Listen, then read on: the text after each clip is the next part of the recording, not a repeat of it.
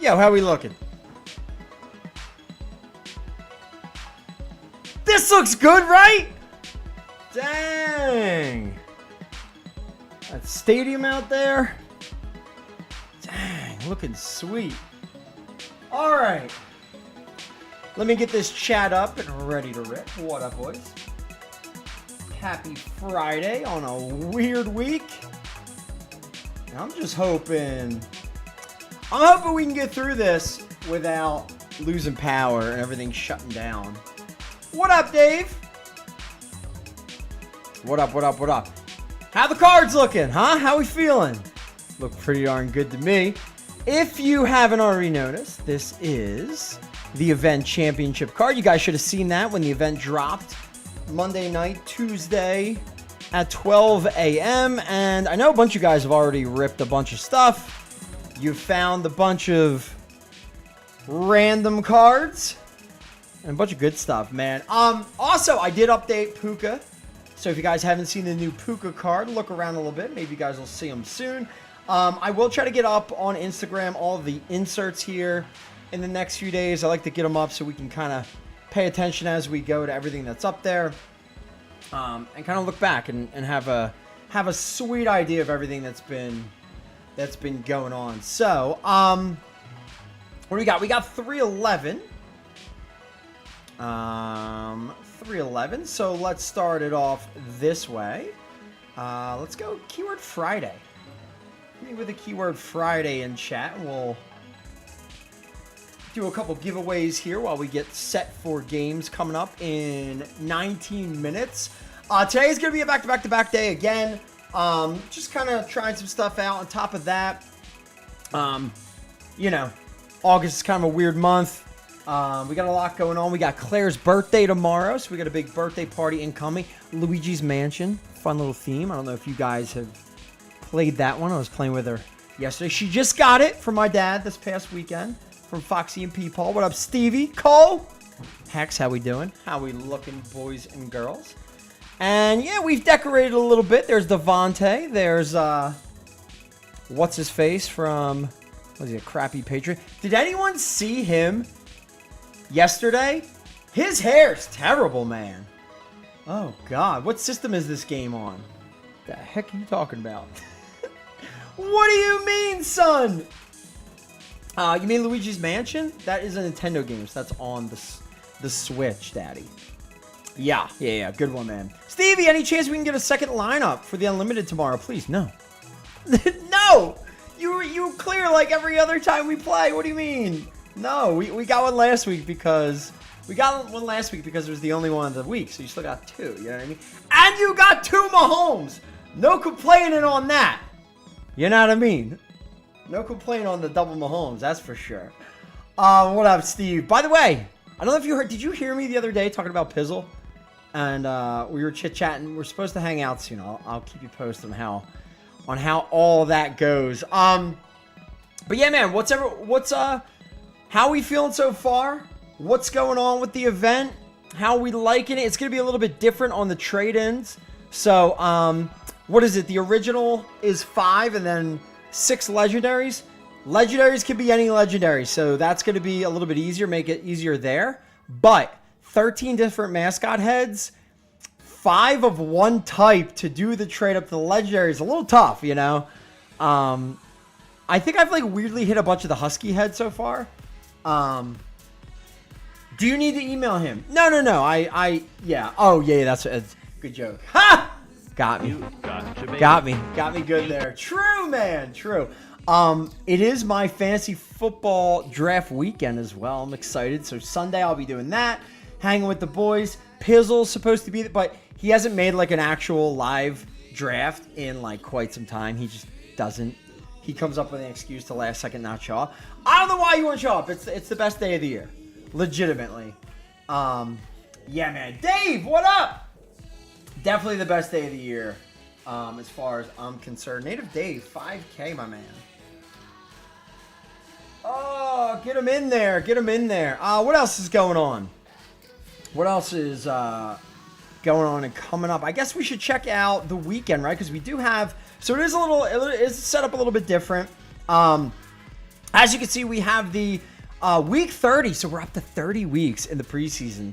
So this is the this is gonna be the final event prior to the NFL kicking off. We're gonna have a bunch of drafts between now and the start of the season. Monday, okay, Monday. If you were not in the last live draft, be here on Monday, okay? Monday, that is going to be best ball draft number 2. I'll be in it. It's not gonna count for me. But yeah, man, make sure you guys are here. We got to get everybody in for at least one best ball draft. It's about an hour, not too bad. We'll try to get everybody in for that. Crazy, yeah, you weren't here for the last one. And then on top of that, we're gonna try to fill up the viewer league. We'll probably just keep it simple and try to do one this year. We'll do it more like a standard league. I don't know. We'll see. I am lazy, so probably best ball it, but still have pickups and all that good stuff. Not gonna try to do like multiple leagues. It's pretty tough. Crazy. Good luck this week. You got to take Z down, right? Because I think no, you're playing someone else. If you lose, you'll be 6th. He'll be 3rd. He said he likes his chances versus you. Ridiculous. All I know is whooping Zug. Gonna beat him in baseball. #1 seed, basically locked up. And we have that bye next week. So looking good and it's feeling good. Been busy with doctor's appointments. All right, well, hey, listen, you're here now, man. Let's enjoy. I hope everything's going well. Keep us posted there, my guy. And, yeah, man, excited. The fantasy draft, dude, fantasy's coming up. It's kind of crazy. I can't believe we had more games last night. I tried to watch. It was ugly, but still football. And then all weekend, man, we have preseason action all weekend long, so we'll at least have fun highlights. We're really getting in the mix now. What they said, like Mahomes, Allen, I think, are each supposed to be playing at least a quarter, right? I think the starters for the Chiefs are going to play a quarter. So we'll get to see like Xavier Worthy, some of the new big toys over there, and then the big guys on Buffalo like MVS and Curtis Samuel.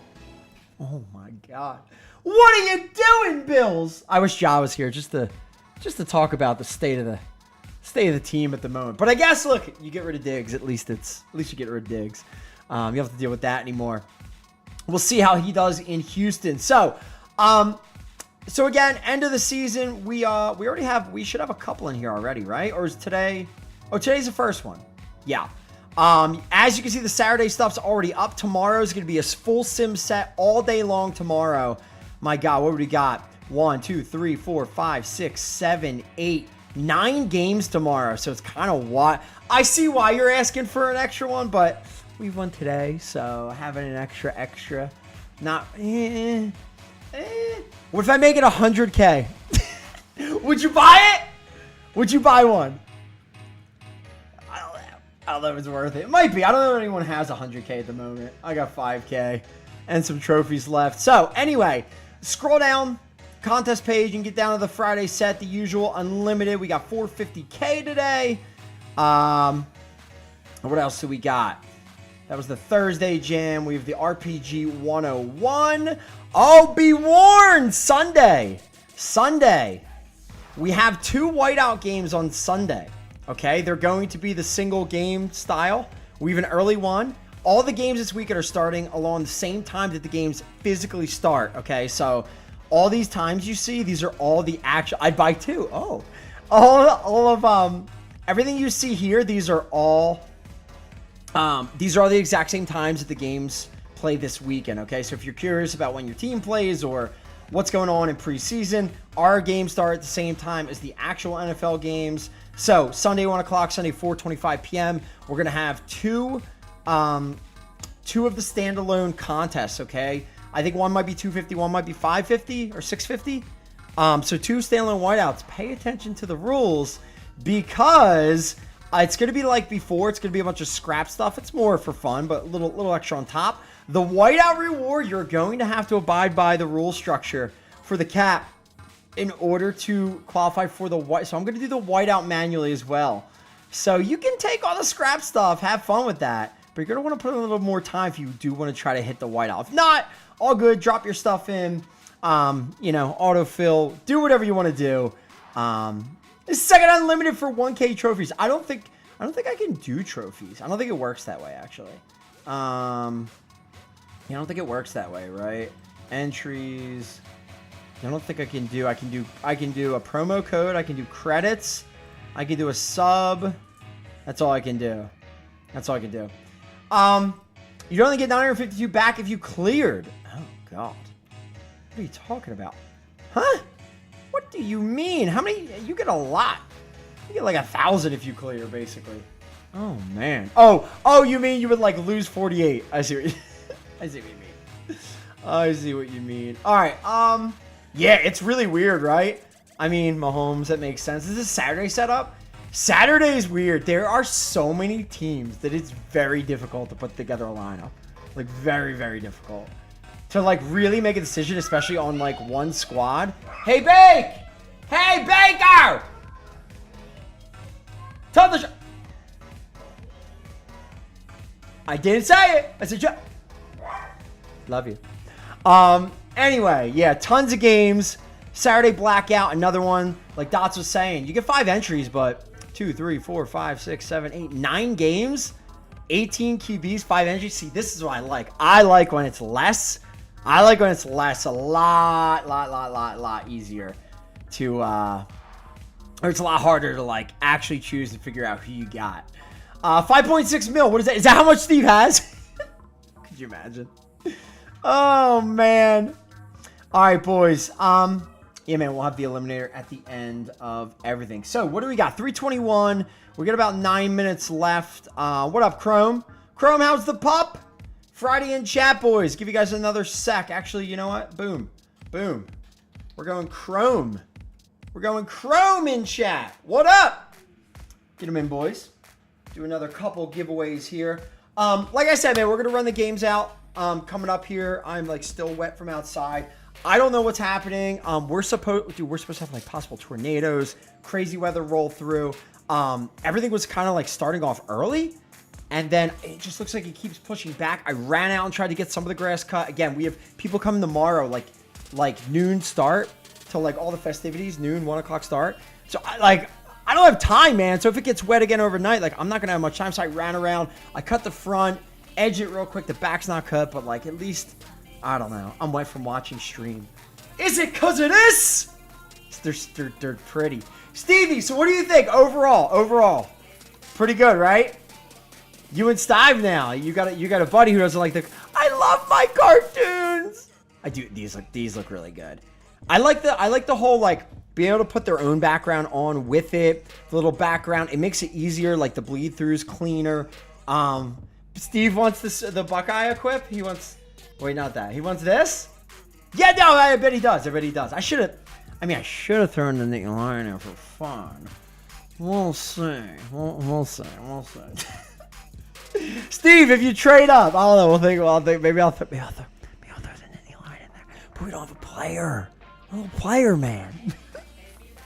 Yeah, man. The first one I made was actually like when I was first using the AI tool and using my site. I actually made PSU stuff the first time as I was kind of brainstorming and trying to go, I'm not going to use the cartoon guys. Maybe I could do more like the birthday, and it came out pretty good, man. It was a lot of work again, but as usual, it is it's good. It's good. I will be doing packs. We're going to keep it, since it's going to be a long stream today. It's not going to be the 72-hour jam that we just had recently.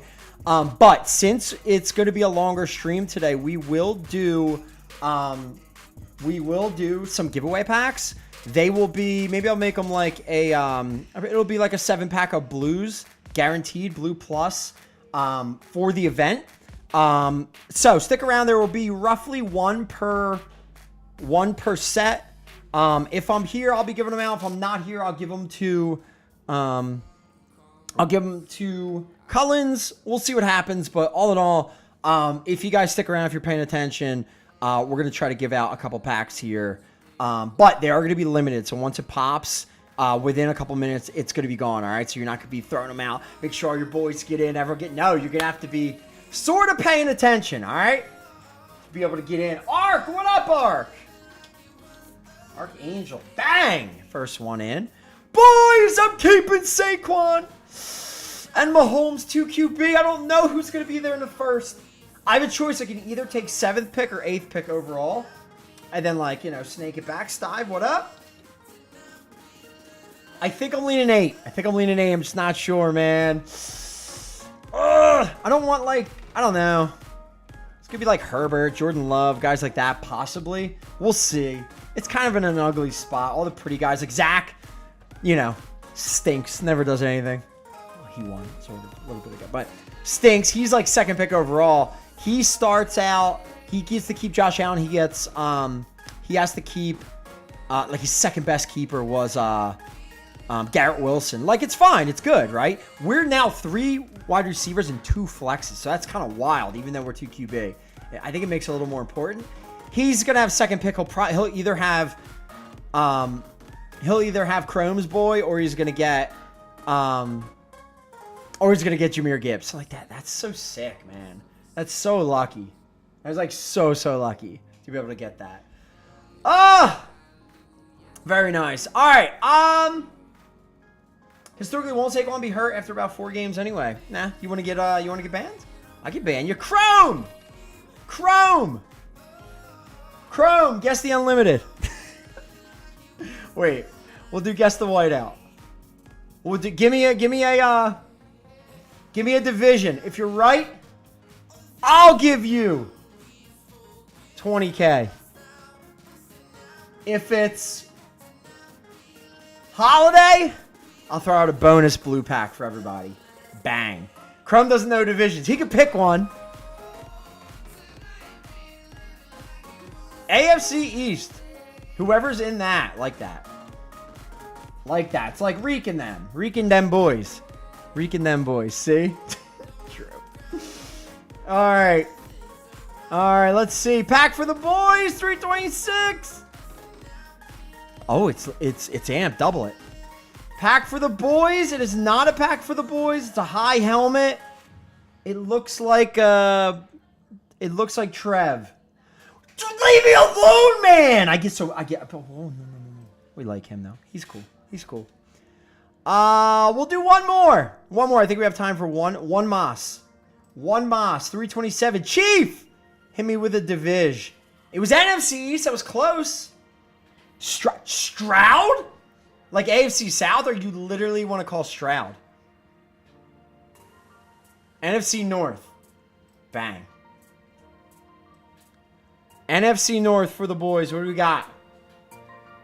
NFC North. We're looking for Jared Goff.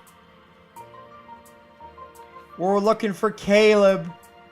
What do we got, Daddy? We got a regular. So it's not an insert, but we take these. NFC. Bam! What a rip, boys. What a straight up rip. What a DTs. We'll take it. It looks cool. That's true. This one and this one's good coloring, and so is this one's good. And what's the other one? I did a Jaguars because I have a regular Jaguar Super, so I'm gonna work on that. Looks cool. Chrome celebrated you getting it correct. I do. I have like 2 of these. Yeah. True. All right, boys. Let's get over here. Let's get set. Studio mode. Let's get ready to rip. I hope they're all in order. I hope they're all correct. Base Live 1. What do we got? 328. 328. We got time for another one. 5K. Collins. Wow. Ridiculous. Collins. 5K in. Where are we at? 329.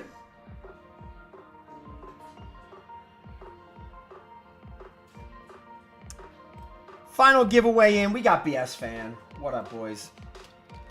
BS 5K. Boys and girls.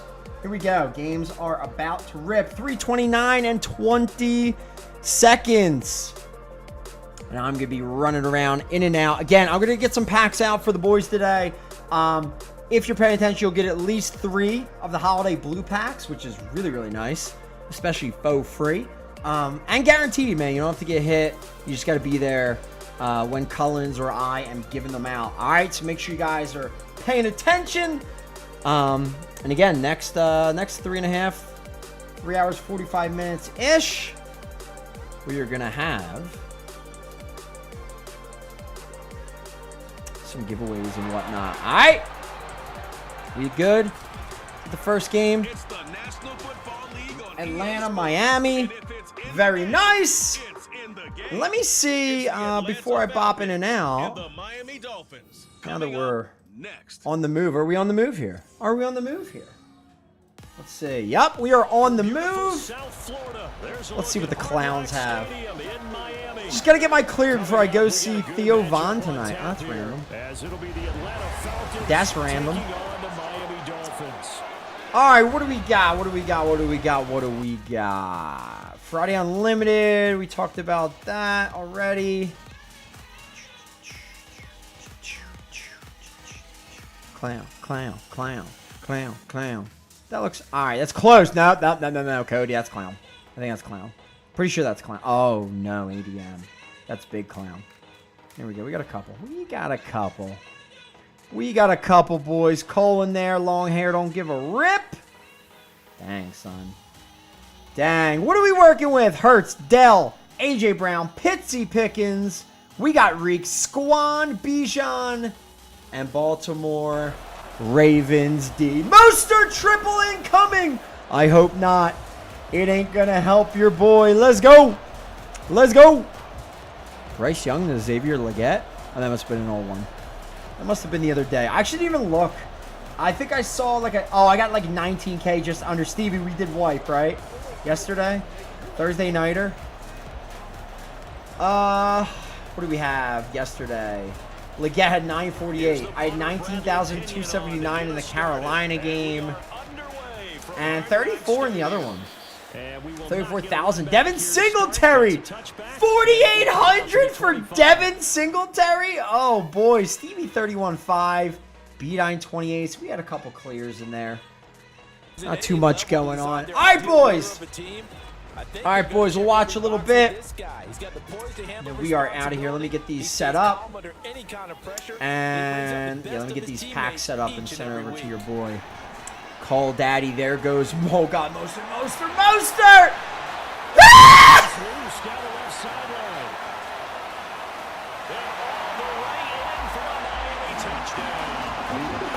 Collins, who did you play?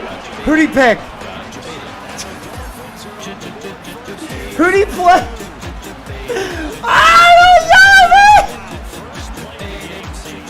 I picked Stroud. Okay, that's good for you. Oh, it's so bad. Let me check this Unlimited. Who's up? Friday Unlimited Burns, 62.59. Banger. Go on, Burns. Go on, Daddy. Let's see. I got a whopping 0 there. And anything? Did I have any? No, I did not. All right, so it's all good. It's a start. It's a clear. It's a start over. Oh no, Burns leading everything. What a beast! All right, let me get these packs set for you boys. Oh yeah, I got a couple soupies out there. Got some fun packs. Now after the touchdown, I already got these in, right? Oh, I got some Call Daddy packs. Let's see, I just make them school, rare, so here the Falcons now as they get 7 set for their opening possession.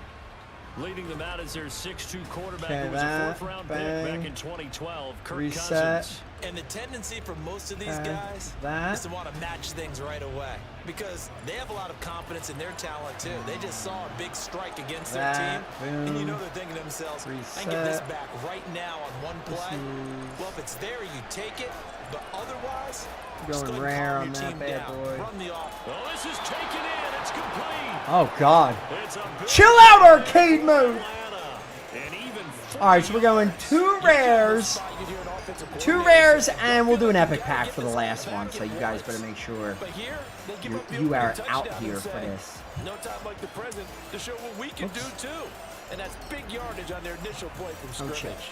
2 rares. That one. So that changes things a bit. Here's a 1st and 10 all the way down at the 35. That should work. That's a good one. That's a good one. First carry of the game now for the Set Texas users. superstar, B.J. Robinson. And he works his way free you good on all the way this? down to the outskirts of the red zone.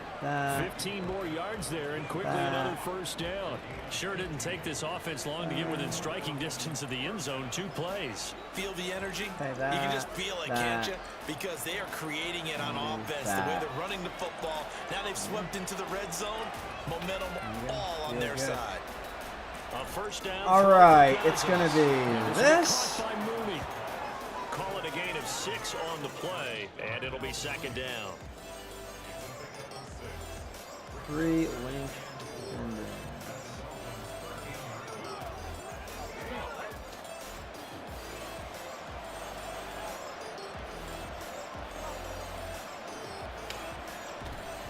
A give left side to Robinson. And he is into the end zone for a Falcon touchdown. Hopefully you get that and that work. Oh my God. Oh, Bijan. There we go. Bijan's turn. How far? 13? 75 would have been better, but we'll take 13. Sup, Dotties? Dots, we're just getting set up, man. We're doing some giveaways. I ripped a couple whiteouts. I got 3 packs incoming for you guys, okay? If you're around all day, 1 in each game is going to go out. 3 separate packs. You're going to have a few minutes each time to grab it. 2 rare packs and 1 epic pack, okay? 2 rares and 1 epic. And we'll do a 2-pack of the epics. Why not? Extra point by Why not, up boys? and good. And we are tied at 7. A drive there of That's just 4 that. That plays. should be good. And This Bijan is. Robinson who took it Oh, home I'm with gonna do a it this way. I'm gonna touchdown do. Oh, I like this. I'm gonna do that. I'm gonna do that. Ooh, this is way more fun. This is way more fun. And then, right, that. Oh, that's fun. Yeah. That's cool. That's cool. Each team's had it. Okay. Each team has scored. 7-7 here as the kicks away. Okay. All right, here we go. Braxton Berrios now. All right, hopefully he's got them. Hopefully he sees them. I'll be in and out. If not, I'll be dropping them. Good luck to Burns. I hope he crushes all you guys. See you in a bit. Enjoy the games. You know, coaches always say that every play is designed to score a touchdown. Sometimes that's not really true, but last drive, that was the case. 1 play to get into the end zone, and now they'll try to duplicate that success here. And it's rare for those moments to happen. Incredible when they do. And you saw the celebration. Pure, unbridled joy after that one. Nice rhythm throw there on first down. He located his tight end, made a nice easy pitch and catch. Hoping he can break a tackle or 2. Wasn't able to do that there, but still good yardage. Play action. Now it's Tua. On target over the middle to Hill. And Hill is going to have the Dolphins first down as he'll get this up to the 43. 3 yards there, good enough to keep the drive moving. Well, if you do read man coverage, Brandon, the drag route's a pretty good one to run against it because you're running away from people on it.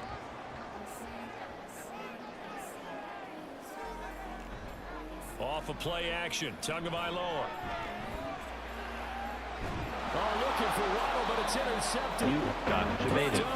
You got debated. You got debated. I know some teams are worried about playing coverage because the strong suit is not usually the cover guy. But in this case, he played it perfectly. Read the football and went into the interception. So for the second time in this one, we get set to see the Falcons offense. This drive here beginning with a pair of motivated groups. Remember, the offense scored a touchdown on their last time out. Looking to repeat that in Charles's defense. They were very frustrated after giving up 6 the last time on the field. And frankly, it's just a battle of wills in a lot of ways because you know they're both motivated, they both game planned for this drive, and they both have specific outcomes in mind. To me, it just comes down to who can execute better and which side can step up and assert its will over the other.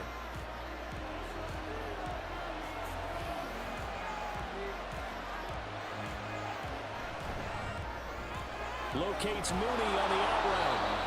And he's corralled, but not before getting it inside the 35. 10 yards there and a first down for the Falcons. If you're these receivers, you got to be ready because when he's going to throw it quick on that RPO, he's going to throw it quick. And this is why you spend time with your guy either in the offseason, during the week, the whole bundle. because sometimes it's just telepathy. You both see the same thing, and he knows get the ball to him right away.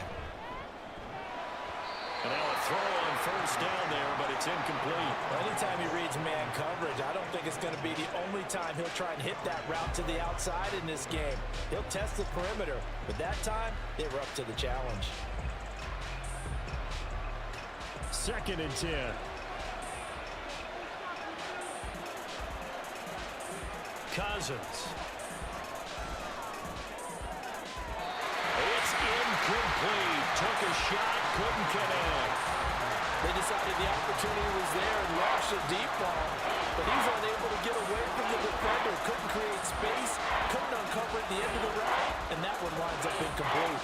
Now they face a 3rd and 10 after back-to-back incompletions. Off the play fake, Cousins. Down the sideline he goes. And he'll be taken down, but he does have first down yardage. An excellent pickup of 34 yards. When teams practice their plays during the week, they're hoping that it's going to pay off on game day. So it sure has to feel good for them when they hit them during a game, and they hit that one there for big yardage.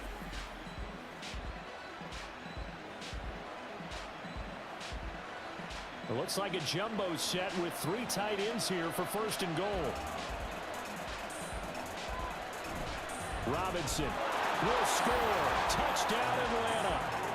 So 2 drives, 2 touchdowns here in this first quarter, and he's got both of them. Well, he's certainly setting himself up for a big game here, and I think if the play caller doesn't get in his own way, they should keep riding him the entire way of this game. Until the defense proves they can stop him, that's what I would call.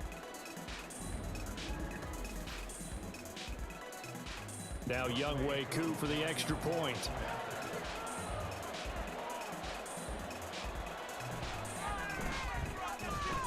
It's up and good, and it's 14-7 now here in the first quarter. That time a 6-play drive, and it was Bijan Robinson who took it home with a touchdown run.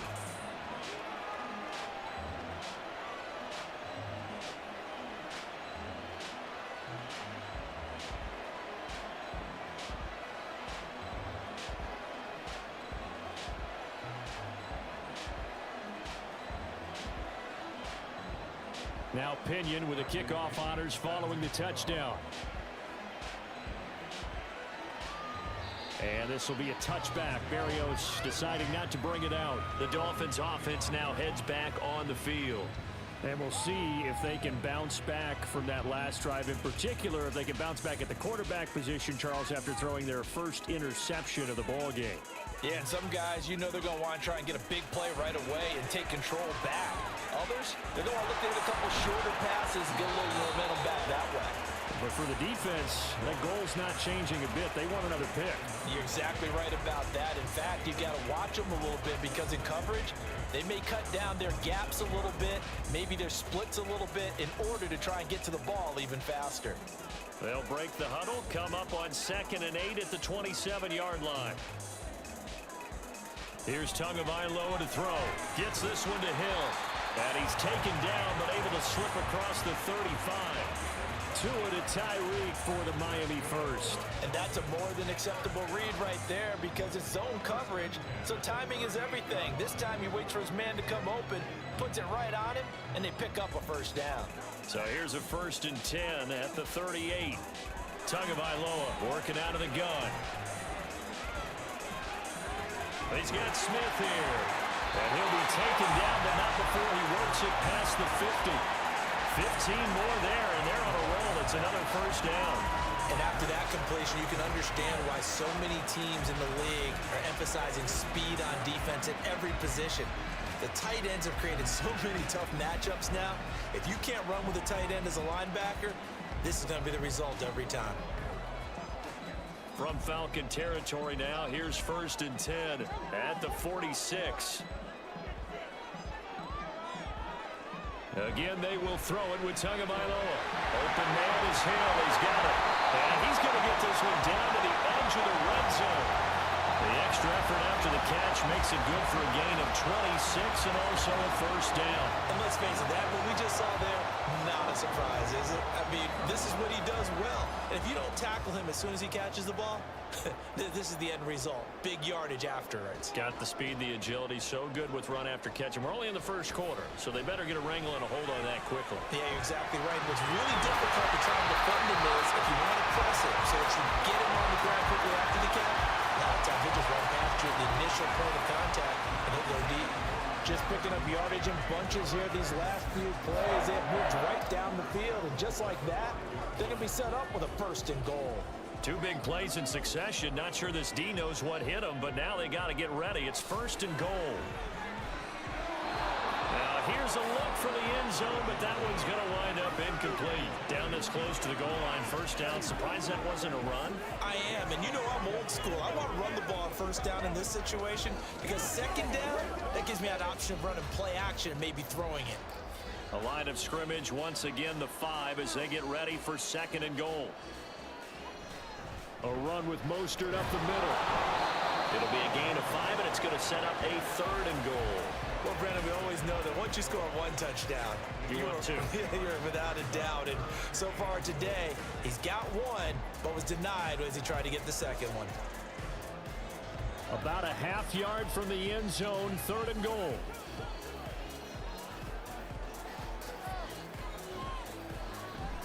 Mostert will take this in for the Dolphin touchdown. And a pair of rushing touchdowns now for him in the first quarter. And I'm liking what I'm seeing from his big guys up front because they're winning the leverage game. How many times we talk about low man wins, right? Move the defensive front aside, create those gaps and holes. He's found his way through for 2 touchdowns. And after both of those touchdowns, he went right up to that O-line and hit each of them on the helmet. He recognized. That's a smart man. You know what else he should do? If this continues, take them all to dinner.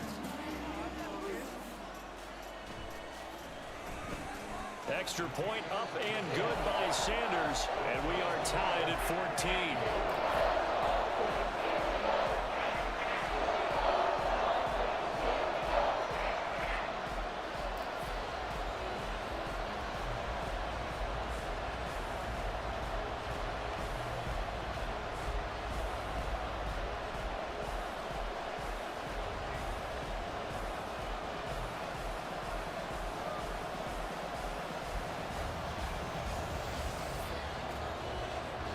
This one tied at 14 now as he sends this one away.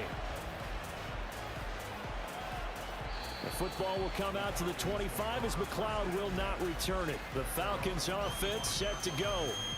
And the points, they have come fast and furious in this quarter. You really don't want to be on the defensive side of the ball right now, do you? Because you're either thinking, my replacement may get an opportunity.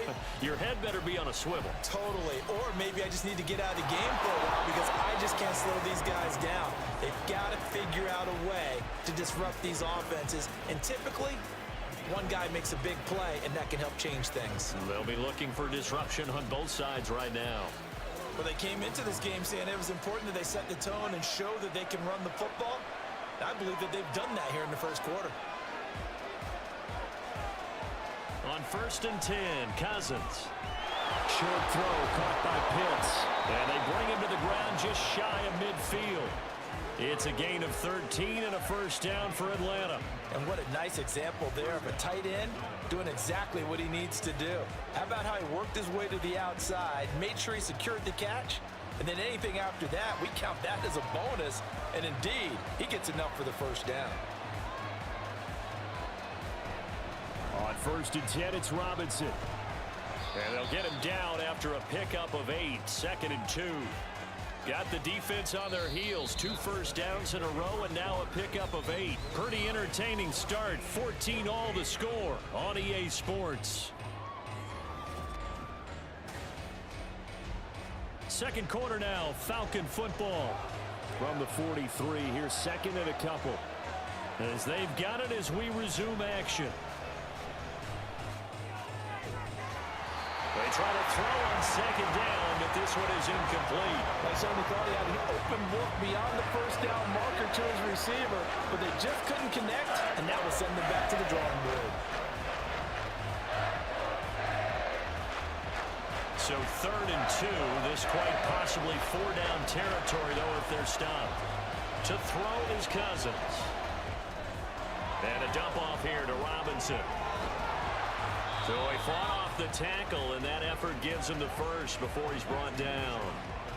Got to say, I was a little surprised to see him, Charles, come out in the shotgun on 3rd and less than a yard. Yeah, but the way the NFL is nowadays, we hardly ever see anyone really run for it on short yardage. So they're going to throw the football more times than not. That was a nice, easy rhythm throw right there, and they pick up the first down. Back to the ground with Robinson. He'll get this down to the 38. Give credit to the defense for stringing that play out, and they gave up no cutback angle. You know he was trying to dart through. No place for him to go. A nice job there, only giving up a 3-yard gain. And they'll come up 2nd and 7.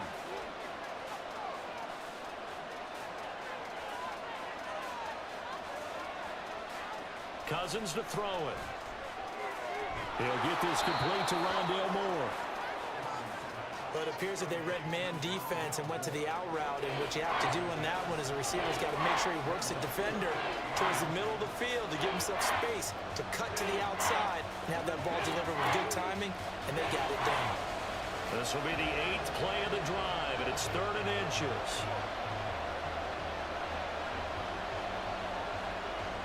Robinson will try to pick it up. And he gets the first down here as he's taken down at the 24. 57 yards rushing for him now with a couple of touchdown runs to boot. But they're getting ready to go to work now in prime real estate after that last run. Found his spot and picked up nice yardage, didn't he? And now he's got him knocking on the door of the red zone.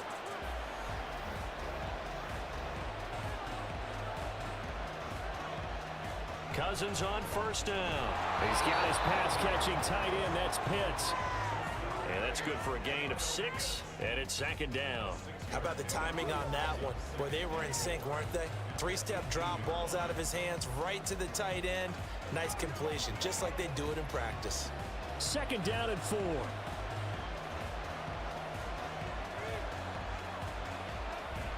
Option play. Here's Robinson. And they'll get him down right around the 16. And they got half of what he needed there, 2 yards. And it'll bring up a 3rd and 2 more. Well, that's all about doing the dirty work right there defensively. 2nd and short yardage, that's all about plugging those gaps, not giving the running back a crease to run through. And that's a nice job to hold him just a couple and force a 3rd down.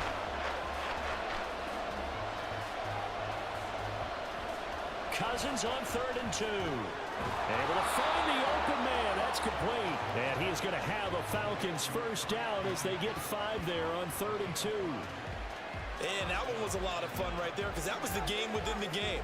3rd and short, blitz was on. What's the key for the quarterback? Get out of your hands in a hurry. And that was a quick little completion. Got the job done for a first down. Cousins now to throw on first down. Over the middle, caught by London. Down to the 6-yard line on a pickup of 6 as he gets halfway to the goal line. They kept the receiver in the short field, but that let his quarterback get the ball quickly to him before either guy in double coverage could react. 2nd and 4. They could still get a first down without scoring. Cousins. Quick hitter here. It's complete. And the Falcons are going to be set up with a 1st and goal on a pass play that moves them all the way down to the 1. And the tight end is certainly a position built to move the chains because they can control space underneath. If they've got good hands, then, of course, they're a dynamic target. But one other thing is they're right in the sight lines of a quarterback on just about every play. And that makes it easier for the quarterback to pick him out and deliver. And he will take it in for a Falcon touchdown. Bijan Robinson on his way to a monster game. 3 first-half touchdowns. And the Falcons have moved out in front. So what a first half that he has had running the football. That now 3 touchdown runs. And I would anticipate that when they get down in the red zone, he's going to get more chances as this game goes on. And I think that the guys blocking for him are going to ask for him to get more chances. They like the rhythm they've developed. Koo able to connect on the extra point. And the lead is now 21-14.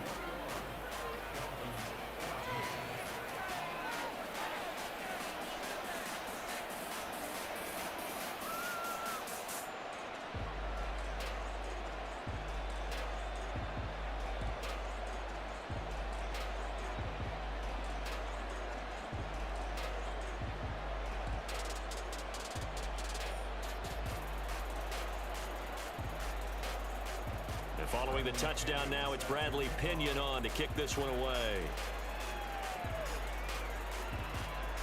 And this will be a touchback. Berrios deciding not to bring it out. Miami set to take over. So remember, Charles, last time they were out here, they scored, but they just saw the opposition score, and they're trailing right now, so they're trying to keep pace here. They need a touchdown drive.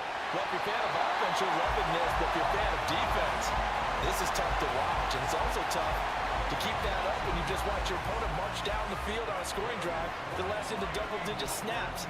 You need a score here, not just to follow the momentum from your last drive, but put the onus back on your opponent. And that's what they're doing right now, swapping that onus back and forth. On 1st and 10, it's Mostert. And a solid run here as he'll pick his way down to the 42-yard line. 95 yards rushing for him as he has been tough to stop here this first half. We've seen him break off a big run already in this game, and for a second, that one looked like it might be another. Yeah, I think that any defense would say, look, we can't let him get to the second level because sometimes he'll break off the big run on his own, but oftentimes you get additional blocking at the second level, which gets you deeper into the secondary. A little bit of daylight on that first down run sets him up nicely. 8 yards on the carry. Playing against a 3-4 front is really challenging for offensive linemen because they can do so many different things. But when you're running the football, if you can handle the nose tackle up front, and then maybe a guard can slide up to the second level and block a linebacker, that's when you have success running the football. Here's Beckham now. It's a jet sweep. Oh, and this one may need to go back to the drawing board. He's going to be swallowed up right away. It'll go down as a 2-yard loss, and it brings up a 3rd down. Well, as a wideout, when you take that handoff and you're coming around the edge, you're expecting to see nothing but empty space in front of you. But if not... Well, things can go south in a hurry, and that's exactly what we saw on that play with a loss. Looking to pass. Tua.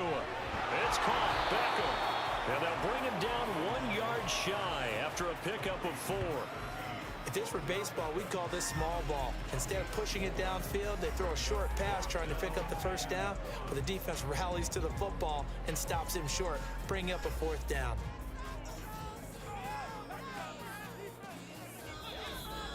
And we've hit the 2-minute mark in this first half of action.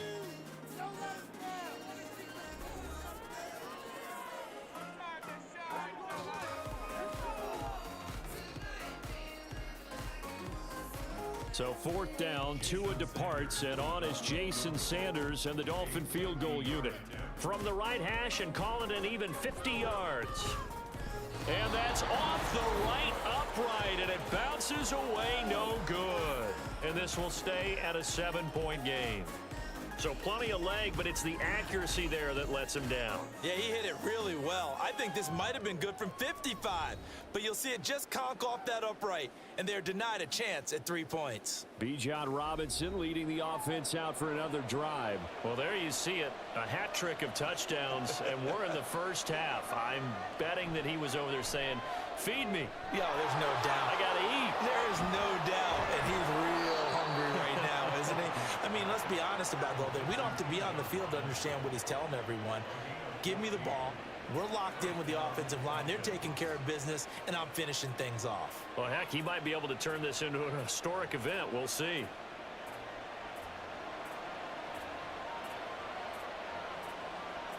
A first down throw for Cousins. This one hauled in, and again it's Robinson. They'll wind up getting just a yard out of it, and that'll make it 2nd down. As a defense, you're more balanced when you're in zone coverage because you're able to keep your eyes on the quarterback and see the play develop in front of you. You're able to keep the quick pass in front of them and stop it right at the line of scrimmage. Creeping up on a minute to play in this first half. Throwing, Cousins. This throw incomplete, nearly picked off. And with his pedigree, he doesn't drop many of those. With 3rd down coming up.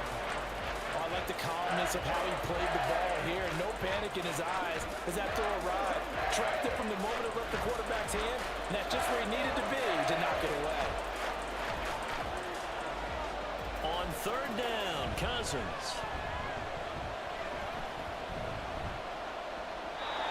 And this is going to be incomplete.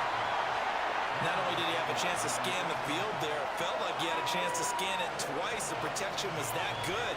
Unfortunately for him, the coverage downfield, equally good. On fourth down, Bradley Pinion on to punt for the Falcons. Braxton Berrios deep for Miami. This one angles out of bounds in a good spot in the coffin corner. And they're going to mark this out of the 5-yard line. The Dolphins taking over now late in this first half.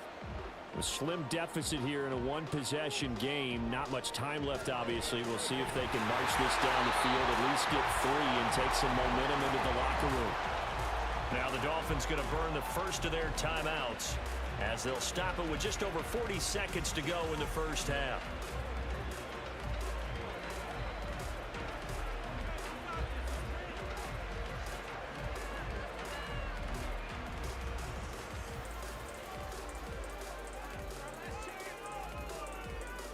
Here's Tagovailoa on 1st and 10. Right back to Jalen Waddle for another catch. And he's got it past the 30 before he's hit and dropped. The Dolphins going to take their second timeout as the clock will stop with 33 seconds to go in the first half.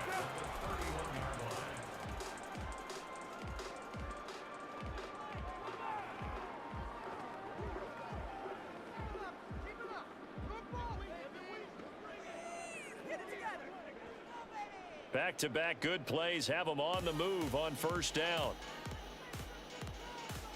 Going to the air, Tagovailoa. His throw incomplete. So many times when we talk about coverage, we're just about a defender running with a receiver, but a big part of it is understanding where the football is, finding it. In this case, when it arrived, it wasn't a surprise, and he was able to bat it away. Here's 2nd and 10.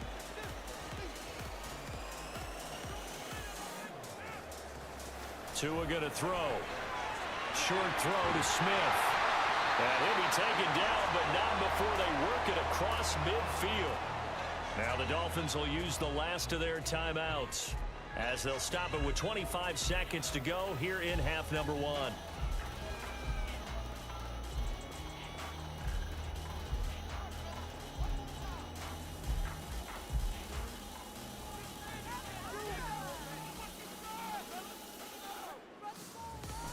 Now a play fake. Here's Tagovailoa.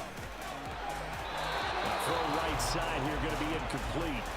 Well, a momentary speed bump there with that throw partner. The defense had other ideas, and they're trying to mount a small stand before this drive reaches the end zone. Now a 2nd and 10.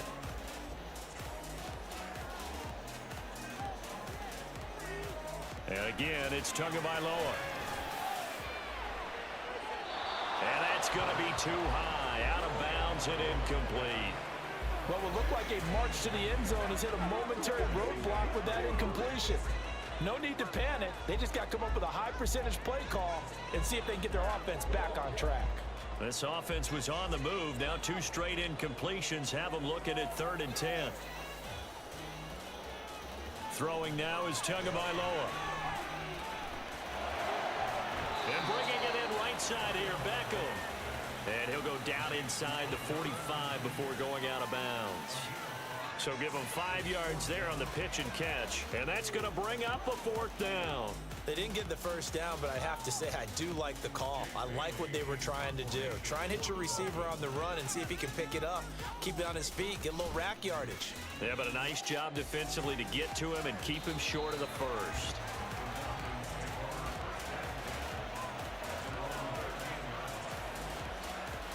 And with time running down, they go down to a knee. So we have reached halftime with a touchdown. That's the difference on the scoreboard. As we send you up to Orlando to check in with Jonathan Coachman at our EA Sports Halftime Report. Okay, Brandon, back to you guys in just a moment. But welcome everyone to our Creative Village studios in the EA Sports Halftime Report. It was the former Longhorn Bijan Robinson who was tough to stop in that first half. He was running with a purpose as he found the end zone 3 times in that first half. And that opposing defense had better come up with a scheme for slowing him down.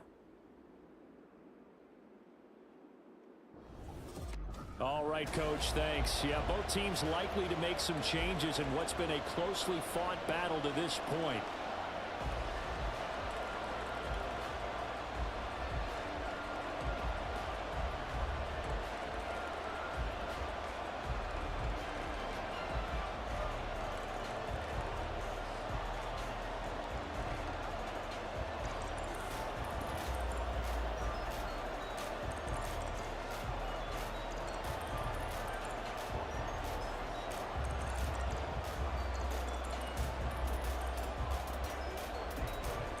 Do our thing. Let's do our thing.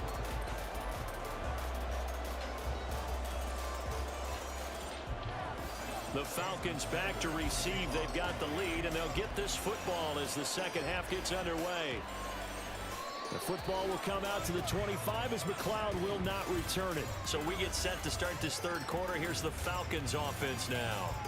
They have played so strongly. You look at the scoreboard, you probably, with the way they played, you would think the margin would be a lot bigger, right? You would. And in your experience, how many times have we run into coaches where they've talked about, hey, we just want to put it in the hands of our defense and have them win the game? In this case, yeah, not the case. Not at all. You want to put it in the hands of your offense, but you always feel better about seeing defense because you think defense is a constant and offense kind of comes and goes. Today, this game, no, they need their offense to stay on a really hot level. They've been hot so far. To throw, Cousins. Got this complete to the tight end Pitts. And he's taken down but able to slip across the 35. It's a gain of 11, and the Falcons pick up the first. And a good quarterback facing zone coverage. If he has just a little bit of time to survey the scene, that's what's going to happen. No doubt about it. If there's no pressure, he's going to continue to pick them apart because he'll have all that time to find someone open downfield. You can only cover for so long. So maybe they want to go to a zone blitz scheme, get a little bit more pressure. Remember when Carolina did that against Denver? They lost the game ultimately. They dropped the defensive end out, and he ended up with an interception in that game in Super Bowl 50. Maybe some sort of scheme like that to try and get more pressure at the passer. After the incomplete pass, here now is 2nd and 10.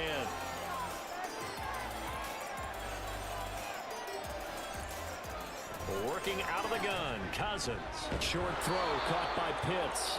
9 yards, and that leaves him just short, so it'll be 3rd and less than a yard. They really love to get him into one-on-one opportunities, and this is one way. Work him out of the slot and create a mismatch. Who's going to cover him? Corner, safety, linebacker? He's got a way to beat all of those positions.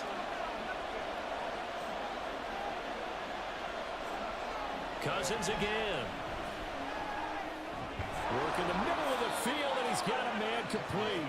And he's got another first down as he's brought down at the Dolphins' 41-yard line. Just his second catch of the game so far. This one moves the chains. I'll tell you what, a lot of those mid-range throws have been available because sometimes teams get too concerned about the deep ball and they leave too much space in front of them. And these guys have been taking advantage so far. So now 1st and 10 as they've crossed into Miami territory at the 41. Robinson up the middle. Knifes his way forward here, but just 3 yards on the play. 2nd down. Not a huge carry there on first down, but not all of them will be. But still, all in all, a positive play for the offense. It's all about picking up at least a few to set up what you're going to do here on 2nd down. From the 38 now, here's 2nd down and 7.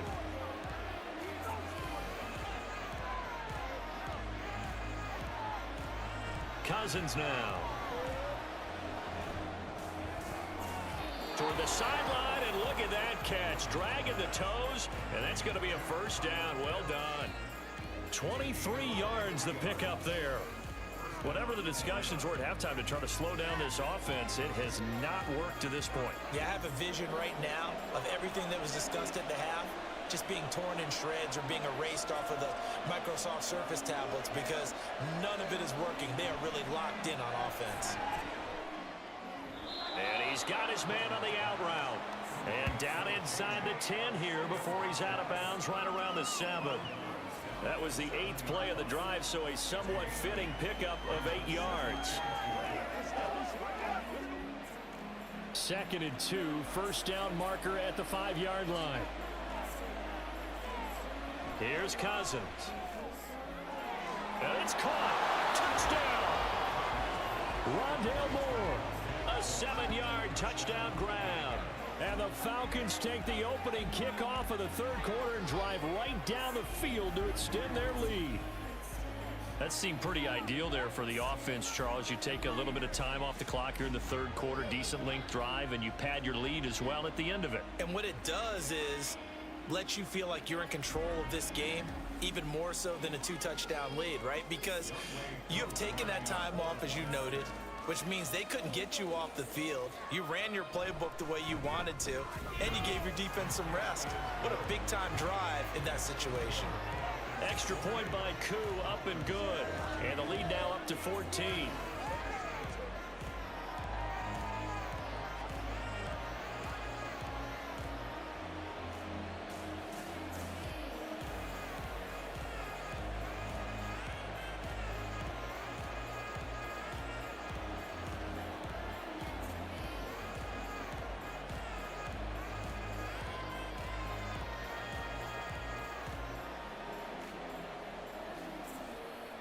Now Pinion with a kickoff honors following the touchdown. And this will be a touchback. Berrios deciding not to bring it out. So here are the Dolphins now. They get ready for their first possession of the second half. And their deficit a little wider than it was at halftime. Does that touchdown a minute ago change the thinking here at all? I think it does, at least a little bit, because now urgency has to start setting in. You can't go out there and go 3 and out and run the risk of falling behind substantially, but you have to do it without pressing, because pressing, that leads you into bigger errors. Certainly no settling into the drive there. They came right out on the first play and attacked the middle of the field for a big gainer and a first down. Up the middle they go with Mostert. 5 yards is the tally on first down. That brings up 2nd and 5. Man, these guys may not win this ball game, but you certainly can't fault the effort of this man here today. He's been a real thorn in their sides all afternoon. And that last carry puts him over the 100-yard mark. Ball right on the 50-yard line. Here's 2nd down and 5.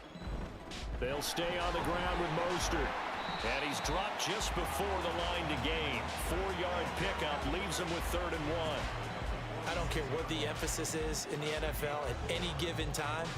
Every defense is still going to say their #1 goal every game is stop the run. And right now, they're not doing that, and that really chips away at your confidence. They'll try and run here with Mostert. And he has the first down yardage before they bring him down right at the 45. Well, someone's been having a good game so far, and you know something? A lot of it's been power running. They decided to turn him loose again on 3rd down, didn't they? They did indeed. He delivered the tough yards.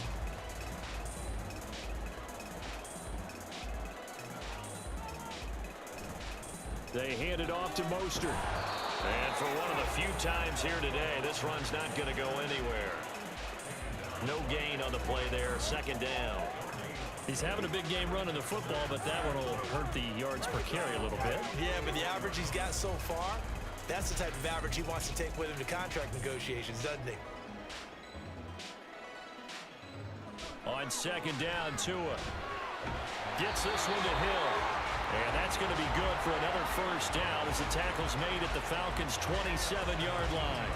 A nice pickup of 17 yards. If you're going to blitz, likely going to leave you in man coverage with this guy, and that is less than ideal. It is, because just about any offense that has an elite receiver, if you blitz and have him in man coverage, you're going to him, even if he has an elite defender on him, because he usually knows where the ball is before the defender does. Pretty good results here on the first down run as he takes this forward for about 6. Not too many offenses want to turn down long drives, but when you're down what they are, they've got to pay it off with some points. This 2nd and 4.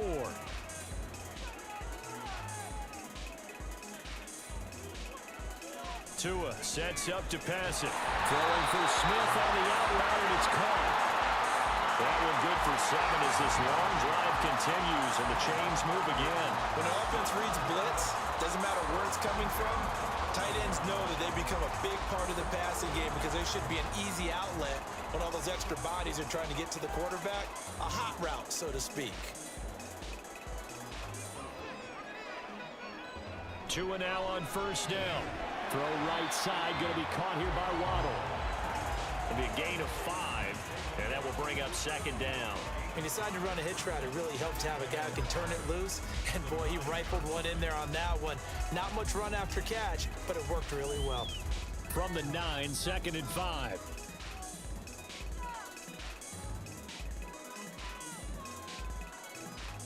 Now Tua.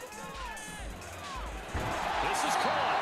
And the Dolphins are going to be set up with a 1st and goal on a pass play that moves them all the way down to the 1. One of my old teammates called me the other day when he was watching the game. He's like, man, trying to watch an NFL game and trying to account for their passing game, that's difficult. And just when you think you get everything covered, here comes a back out of the backfield. And in this case, he picks up a 1st down. Here's Mostert, and he is in.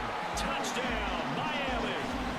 Raheem Mostert taking it in from a yard out. And the Dolphins have cut it back within a score.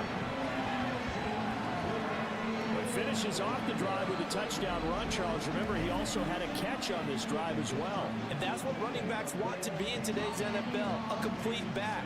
3 downs, stay on the field, run it, and catch it. And he gets it done.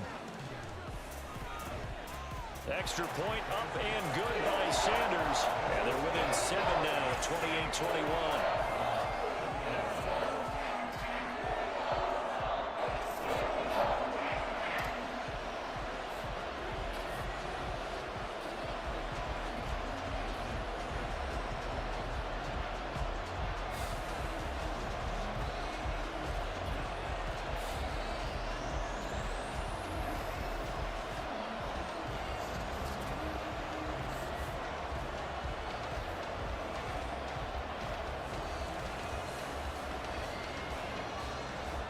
Now after the touchdown, ready to kick it away is Sanders. The football will come out to the 25 as McLeod will not return it. Atlanta now coming out on the field. They were able to extend their lead with an opening drive touchdown here in the 3rd quarter, but that just got matched a moment ago. So we know that what they discussed at the half worked. Now, what are the counters to that, right? You don't just run the same things over and over. Some do, but many will also show something and then come back with something else to keep the defense off balance. And he takes this up to the 40-yard line before being corralled. 78 yards for him on the ground now as he has been terrific here this afternoon. Well, how many times do we say in this game that speed kills, and it does it in so many different ways? In this case, you got a back who's quick and shifty, can make moves, make people miss, but also gets to and through a hole before it can close down.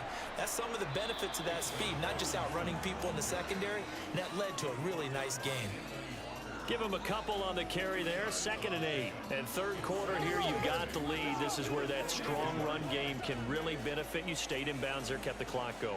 I like all the points you just made there. And if you throw the football and it's incomplete, now you've stopped the clock and you've helped out the guys on the other side of the ball. So keep it in the hands of those runners. Keep moving it. Keep grinding clock.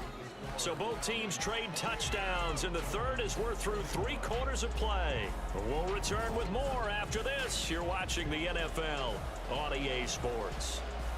From the 42-yard line, here's the 2nd and 8. Back now in Miami.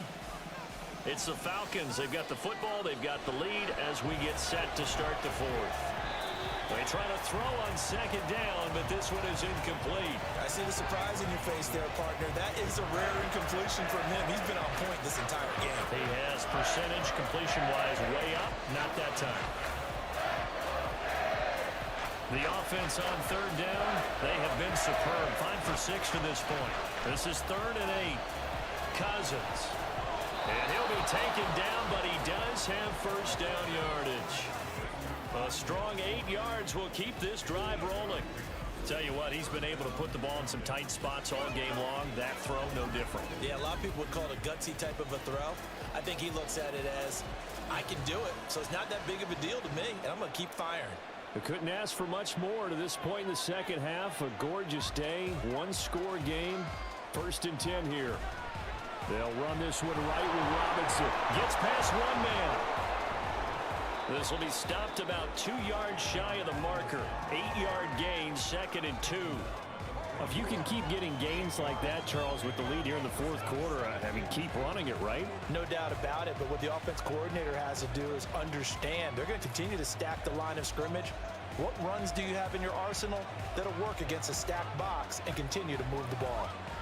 Cousins now on second down, and that'll be incomplete. Took a pretty good shot as he tried to pull that one in. Couldn't hang on third down. When you run in the slant, timing is everything, and against that man coverage, there was no space available, and incompletion as a result. Trying to keep the drive going here. This is play number 7 on 3rd and 2.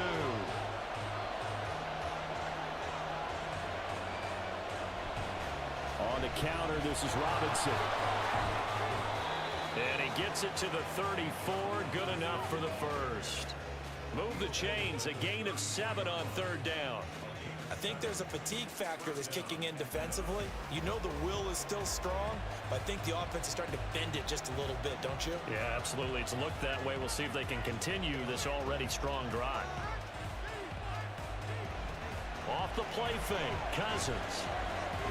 Throw left side, there's London. And the result here, a pickup of 8. Leaves him with 2 to go on second down. The goal for any offense versus his own defense, find the holes where guys are available and put the ball on the receiver before any defender can step up and fill it. They did it well there. Perfectly executed crossing route. So from the 26-yard line, here's second down and 2. Play fake, Cousins. He's going to go up top for the end zone. And that will be incomplete. Trying to dial up the long one way out there, but it'll be third down. That's some good closing speed there defensively because that looked open for a minute. That's great work with the ball in the air. Never gave up, converged on his man, and broke the play up.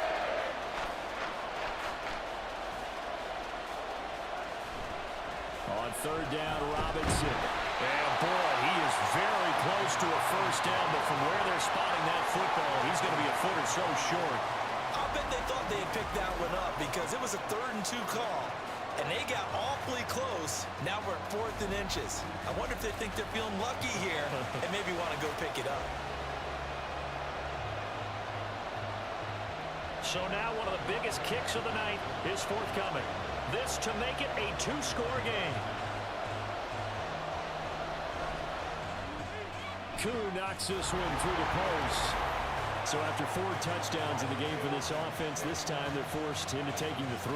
But you did mention 4 touchdowns, right? So 4 out of 5, not too bad. I think that's a pretty good record for them.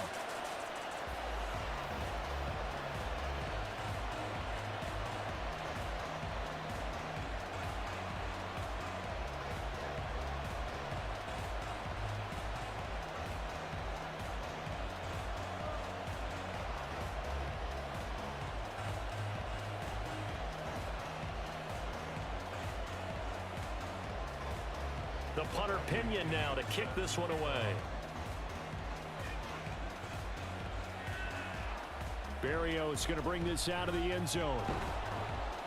And only able to get this to the 19, so probably should have opted for the touchback. Dolphins offense returning to the field. And the complexion of this one has changed a fair amount. That last field goal made it a 2-score game, so they need to get points out of this drive relatively quickly. Quick hitter to Jalen Waddle. There he goes, right side. Jalen Waddle. And all the way in for a Miami touchdown. Jalen Waddle, 81 yards. And the Dolphins have made it a 1-score game again here in the 4th. So that's a really big play here in the 4th quarter. And don't look now, they're right back in this game. Did it feel to you, as it did to me, that maybe they were a little bit soft in what they were lining up with on defense? Almost like they were protecting the lead rather than trying to make a play. And now that lead is down to just 1 score. Extra point up and good by Sanders. And now things get a bit more interesting here in this 4th quarter.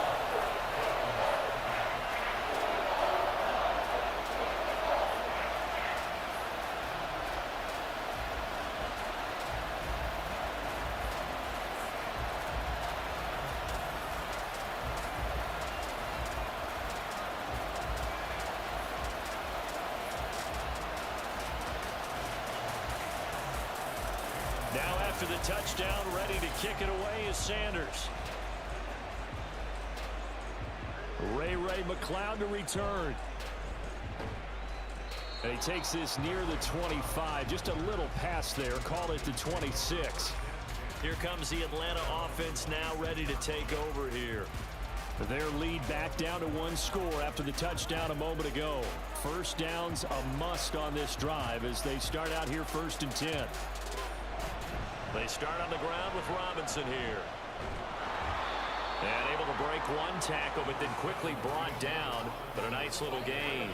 107 yards rushing for him now as he has been tremendous all day long. And I'm guessing you'd say this is kind of the key here. Grind out some yardage, work on that clock, see if you can continue to tick it down. Definitely, you want to bleed things out at this point, right? Continue to possess the football, gain some yardage, and put the onus on the defense.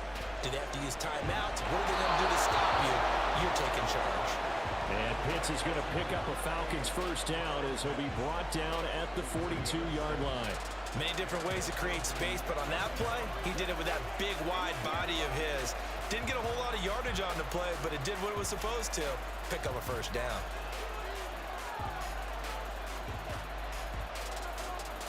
A first down throw for Cousins. Into the hands of London. So the completion good for 6 yards. And that's going to bring up 2nd down. One thing you're hoping for when you run drag routes, you're able to hit a receiver in stride, and he can pick up a lot of yardage after the catch.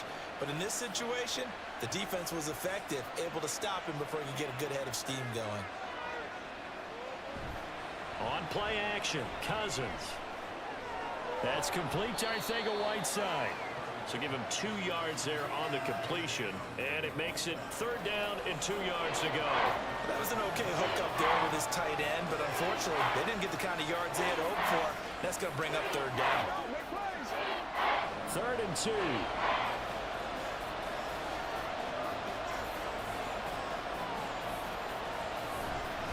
Robinson, he'll try the left side. Well, they needed 2. They could only get 1. 4th down. This late in the game, Charles, I think you maybe seriously have to think about going for it. Especially where they are in terms of field position, because this is almost like no man's land. Might hurt your punter because there might not be enough space, maybe too far for your field goal kicker. I'm like the old rule. Possession is 9/10 of the law. Possession is 9/10 of winning the game. Go for it, get the first down, close it out. Here's Bradley Pinion now as he'll punt it away for the 2nd time. And this punt sails over the sideline. And the spot, it looks to be right at the 25-yard line. Speedster Raheem Mostert and the rest of this offense out to start the drive. I guess it kind of goes without saying at this point, but he's had a great game, as we like to say, a nose for the end zone, no doubt. Continues to find it throughout this game, and I'm sure he's got a nice place to live. He might want to make an offer in the end zone for a second home, because that's what it's been like throughout this contest. He knows how to get there, and boy, he looks happy when he does. He's already bought all the property in the end zone. That's the problem. He's going to sell to himself now. Under 4 to go now as the clock runs and they come up on 2nd down. Here's Tua. This one thrown underneath to Achane. And he'll get it out near the 40 to the 39. A gain of 5, good enough for the first down. Well, that was a pretty favorable situation there. What would you call that? 2nd and manageable? Smart play, too. Didn't force it downfield when he didn't have it. Just checked it down, let him get the first down, and that's exactly what he did. Setting to throw on first down is Tua. It's Hill, complete. And he'll be corralled out across midfield down to the 45. The Dolphin passing game rolling here. They've got another first down. And here we are in the 4th quarter, partner, and watch him drive for what would be a go-ahead touchdown. And you and I both know this is where you need a quarterback who can keep his cool back there. Not just for himself, but to keep the rest of the team relaxed too. From Falcon territory now, here's 1st and 10 at the 45-yard line. Throwing now is Tagovailoa. Short throw to Smith. And able to break 1 tackle, but then quickly brought down. But a nice little gain. I know exactly what's going to be said about that play from the defensive perspective. What's that? That's why I tell all you guys we need more than one tackler to the ball. He broke the first tackle. Luckily enough, there were more people there to get him down. 3 points separating these two sides with 2 minutes left to go in the fourth. So the Dolphins have it as we welcome you back in. Here's 2nd down and 3. Here's Tua. Now a quick throw there, but it's going to be incomplete. He was unable to complete it there, and just not the game that you would expect from him. He's been off the mark really start to finish. Yeah, it makes you wonder what exactly is going on. Is he a little bit dinged up here, or is he just off just by a bit? Maybe he can get it back in this situation. He'll need to. Throwing Tua. It's caught by OBJ. And he's going to get out of bounds with the first down. So that's going to double their pleasure for sure. They get the first and save a timeout. Well, they got the yardage they needed there. Picked up the first down, got out of bounds. How about the urgency that they have, as well as they understand where they are in the field? Plenty of time. All 3 timeouts still remain. Here's 1st and 10 now. Tua's throw complete there to Beckham. And he'll be a couple yards shy of the red zone here at the 22-yard line. That completion helps out in a nice way. Now they can take a little bit more time, but guess what? They've got to make sure on their throws that they see it open, not just anticipate it. Here's 2nd and a yard. Tua. And he can't get a throw off. He's taken down. What a huge play at this point in the game. Credit the sack to the safety, Jesse Bates. Exactly what they were looking for. They've been giving up yardage. They've been letting them drive right downfield, but they got a sack right there. How about that for a little bit of revenge? Now Tua. He finds his target, Baker. And inside the 20 before he's brought down. And now all of a sudden the shoe's kind of on the other foot. Maybe you pull the reins back here a bit? Yeah, a little bit, because you got to make sure that you don't score too quickly.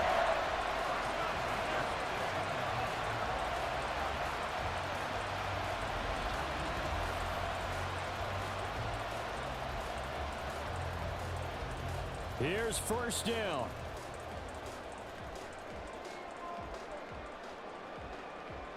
Here's Tua. And this is caught. Touchdown. And they've taken the lead here in the final minute. What an outstanding drive right there to take the lead. And also, Charles, didn't leave their opposition with a whole lot of time on the clock. Yeah, I like the way that you're viewing this, because they did a tremendous job to put themselves in a position to win, but they can't celebrate just yet. They've got to clamp down on any big plays and force them to use up those timeouts without making any headway.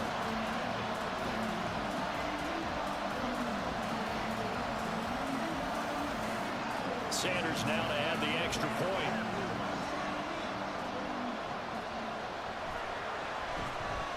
And that will make this a 4-point game. A 10-play drive that time. And it's capped off by the late touchdown that puts him out in front here in the final minute of the contest.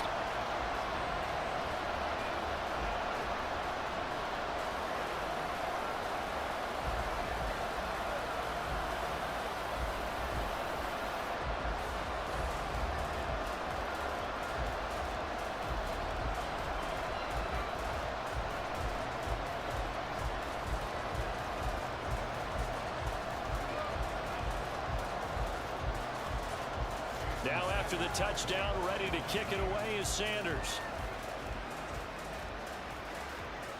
And with time a factor here late, he'll just take a knee and they'll start things out at the 25. So Kirk Cousins in the offense. Down by 4, 30 seconds to go. Cousins to throw. That's going to be caught by Pitts. Now the Falcons going to use one of their timeouts, as they'll stop it with 25 ticks remaining on the clock.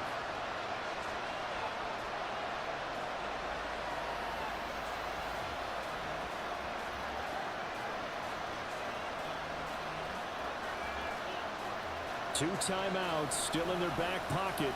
It's 1st and 10. Cousins. This pass is caught by London. The Falcons going to use the second of their timeouts. That'll leave them with just 1 remaining in this 4th quarter of play.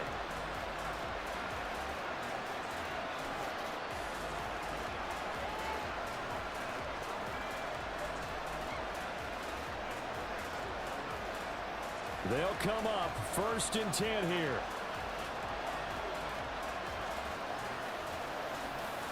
Now Cousins. He hits Mooney going across the middle. Falcons going to use their 3rd and final timeout as they get it with 16 seconds remaining on the clock.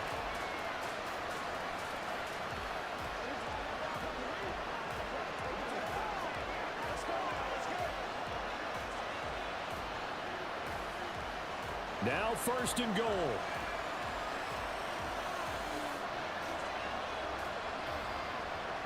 Here's Cousins. And he's left with no option here but to throw it away.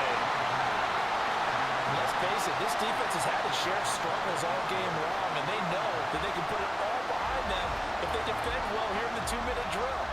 Excellent coverage right there to force the incompletion. They'll go again from the 3 here on 2nd and goal. Back to throw. And he's got it. It's caught for a touchdown. And they have taken the lead here in the final seconds.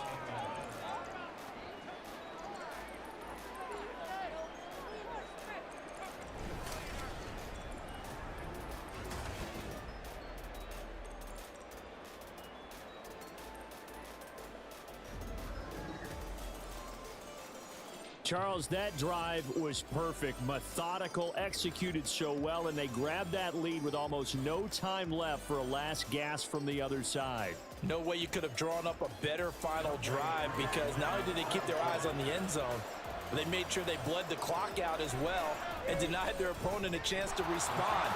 That's just terrific situational football to end this one. Koo able to connect on the extra point. And it would appear, barring some late heroics, they're going to get out of here with a come-from-behind victory.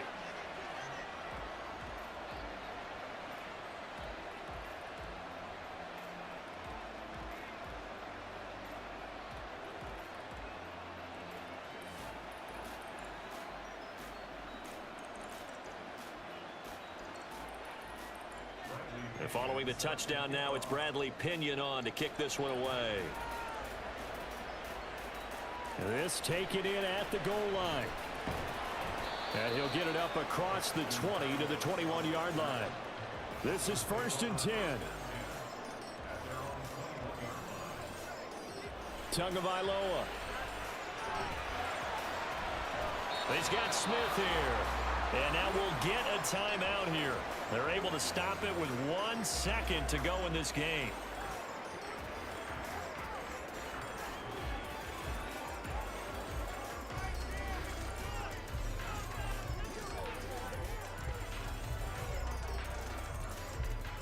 Here comes 2nd down.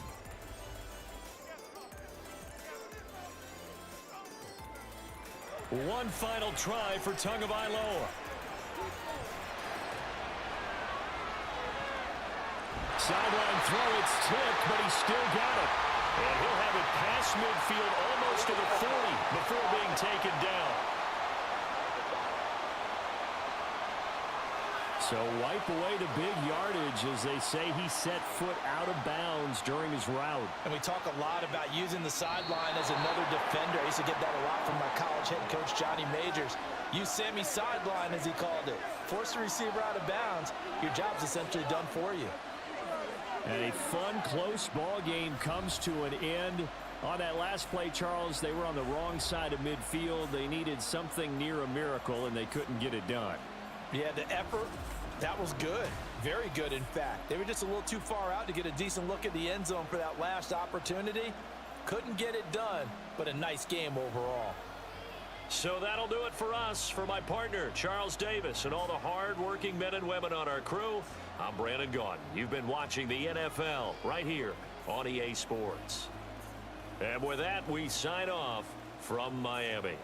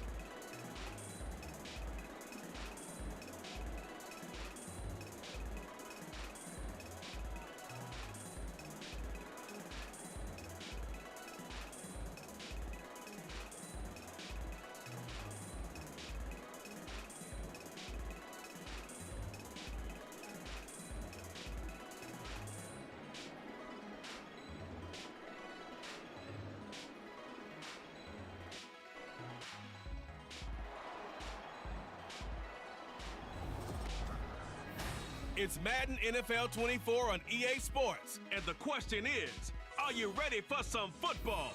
It's the Houston Texans and the Pittsburgh Steelers. And it comes your way next. It is a perfect Sunday afternoon, and in the Steel City, those are reserved for one thing, football, as our coverage of the NFL brings us to Acrisure Stadium in Pittsburgh. Coming up, we've got what should prove to be a good one, as it'll be the Houston Texans taking on the Pittsburgh Steelers. Up in the booth with Charles Davis, I'm Brandon Gaudin, and kickoff straight ahead, CD. What's one thing that you're going to have your eye on? I think about what the great coaches of the past always said. The key to any ball game. Can you rush theirs and protect yours? Well, in this case, both of these teams get after the quarterbacks. I'm watching the pass rush.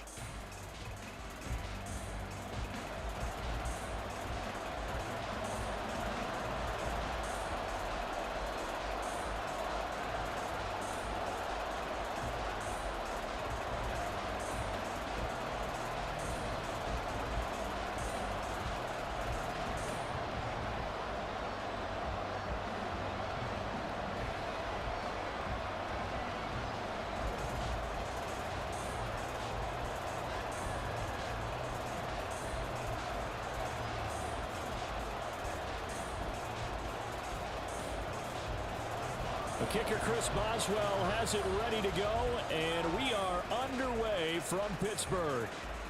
And we will not see a run back on the opening kickoff. This will be a touchback. So out come the Texans for their opening drive. And they will be led out by the youngster, the rookie, their QB. His ability to adjust on the fly is almost unmatched in the game right now because it leads to a couple of snaps per game where you just sit back and ask yourself, how did he pull that off? Opponents can practice and prepare each and every week all they want, but this guy, he is hard to corral. A good start to the drive. Here's that's caught out on the left side. And they work this well upfield across the 45. A good pickup there, 21 yards. Play action here on the first play from scrimmage. They want to see how the linebackers are going to react. Are they looking to stop the run? Or are they going to sit back in coverage? A really nice job there of going in attack mode early, and they pick up a quick first down. Now here's Stroud. That's complete to Dell. So 5 yards here, 5 on the play, and it'll be second down.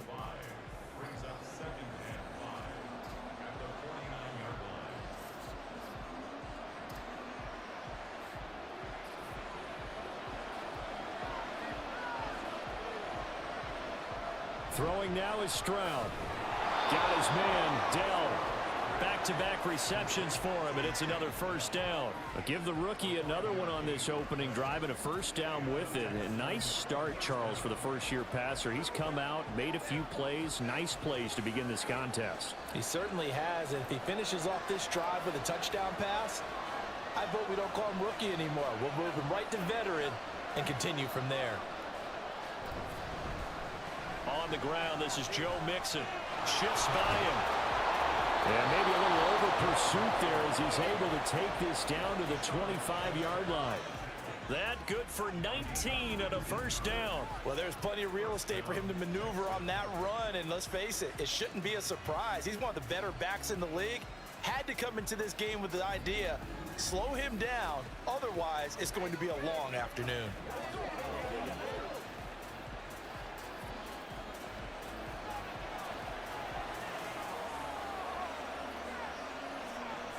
Stroud to the air on 1st and 10. A quick throw there is incomplete. Man coverage is certainly a staple of their defense, and it's built for plays like that, forcing that incompletion.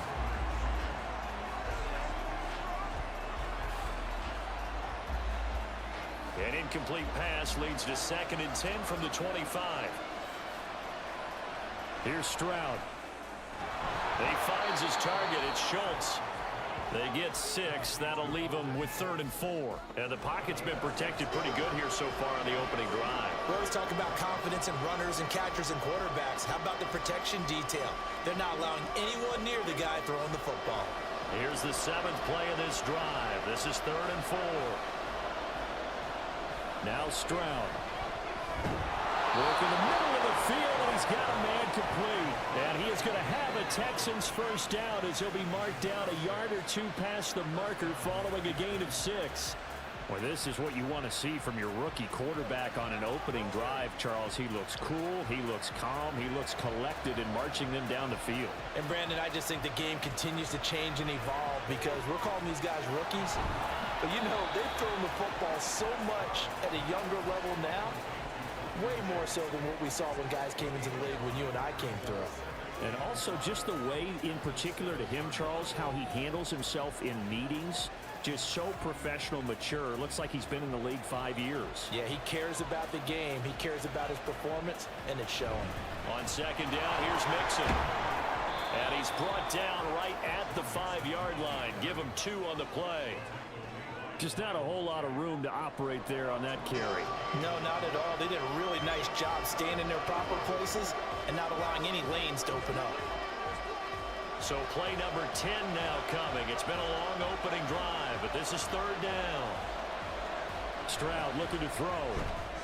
To the goal line, but it's incomplete. Anytime they think they've got him open beyond the markers, you know they're going to throw it his way. And that's not going to change even after that incompletion was forced. And on their first drive, the offense staying out there. They're going to go for it on 4th. Needing the tough yards, they run it with their fullback. And not only did he not get in the end zone, he didn't get the first down either. They'll get neither the touchdown nor the first down. And this defense delivers a turnover on downs on the very first drive of the afternoon. So here are the Steelers backed up to start their initial drive. They'll be led out by the man who proclaims to be from a whole pack of Badgers. Came into the league back in 2012, Russell Wilson. And similar to his nickname, Russell Wilson has a dangerous mix of skills. The ability to throw from the pocket and extend plays and throw on the run. Not to mention an absolute winner. Usually has his team in the playoffs competing for Super Bowl opportunities. A solid stiffer. And able to get it across the 10 to the 15. That'll go for a gain of 13, helping big time to get away from that end zone. First down. I guess it's good we can't really read the mind of the defensive coordinator now, huh? Had him pinned back there deep, give up that run. Can't be happy. Yeah, whatever's in his mind right now, we probably couldn't say over the air. First down, and they go back to Harris. And he'll take this up only to about his 18-yard line. 2 yards on the carry there. It'll be second down. Oh, that's a real nice job there by the defensive front. They just engaged and held their ground. But how about the guy who made the play? We often talk about whether they take a good first step or not. Many times you just don't take any step. Just get your feet moving, get your body going, and then once he made the read, he was able to make the play. And he's going to get this one across the 30-yard line.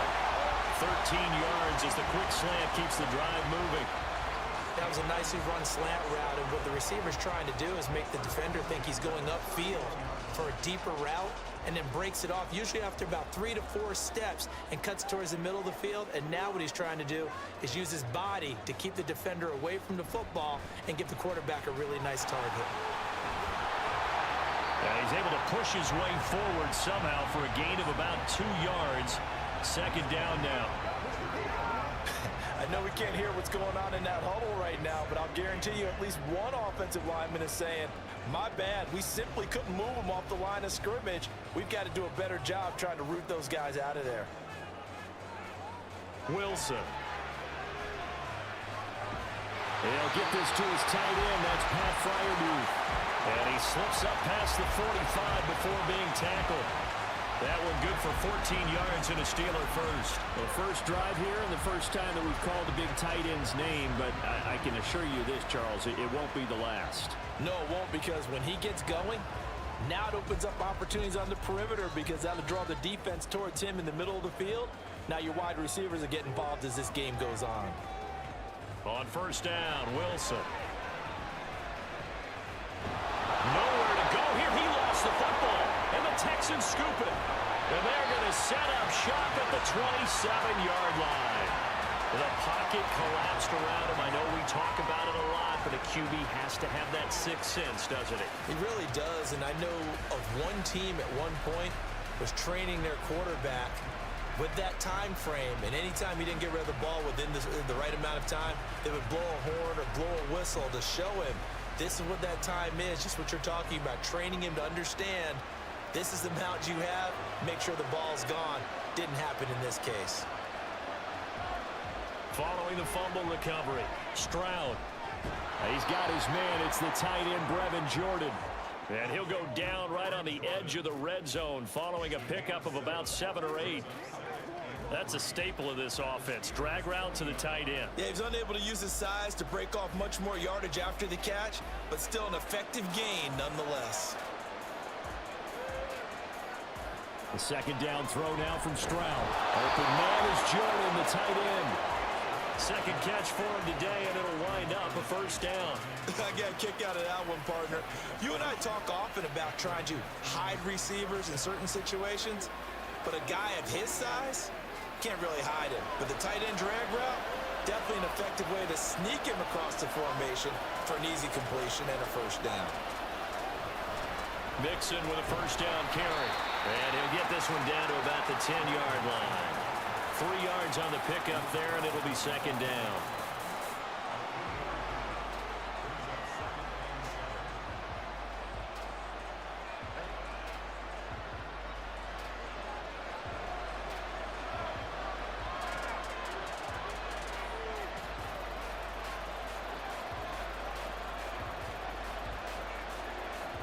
And Stroud now to throw.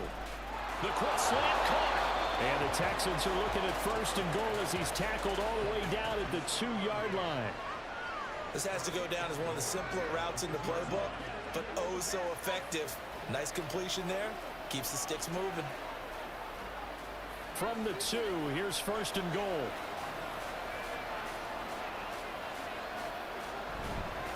Mixon trying to get to the goal line, but he's going to be stopped just short at the 1. No gain on the play, and it's going to be second and goal. It is definitely hard to find space near the goal line. You always want to have a guy in the game running it who can create his own.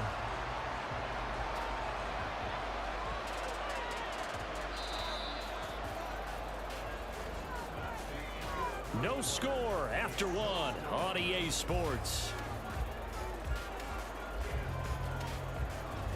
Texans football to start quarter 2 as they come up now second and goal.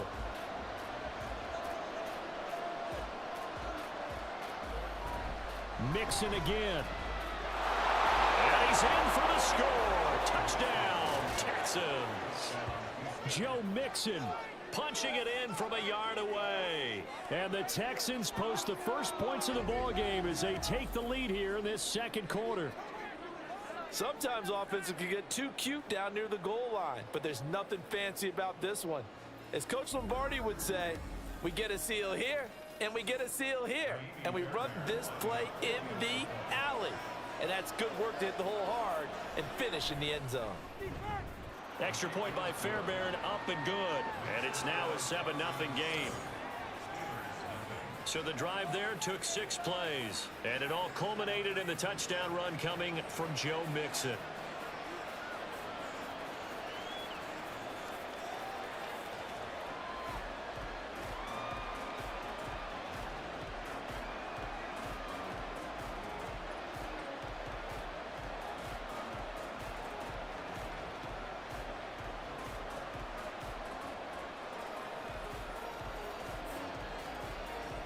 So after the touchdown, here's Fairbairn now to kick it away. And no effort to bring this one out. It's a touchback. So Pittsburgh retakes the field for their second offensive possession. They had the fumble on the last drive, wound up leading to the opening touchdown. Now they'll try again here, 1st and 10.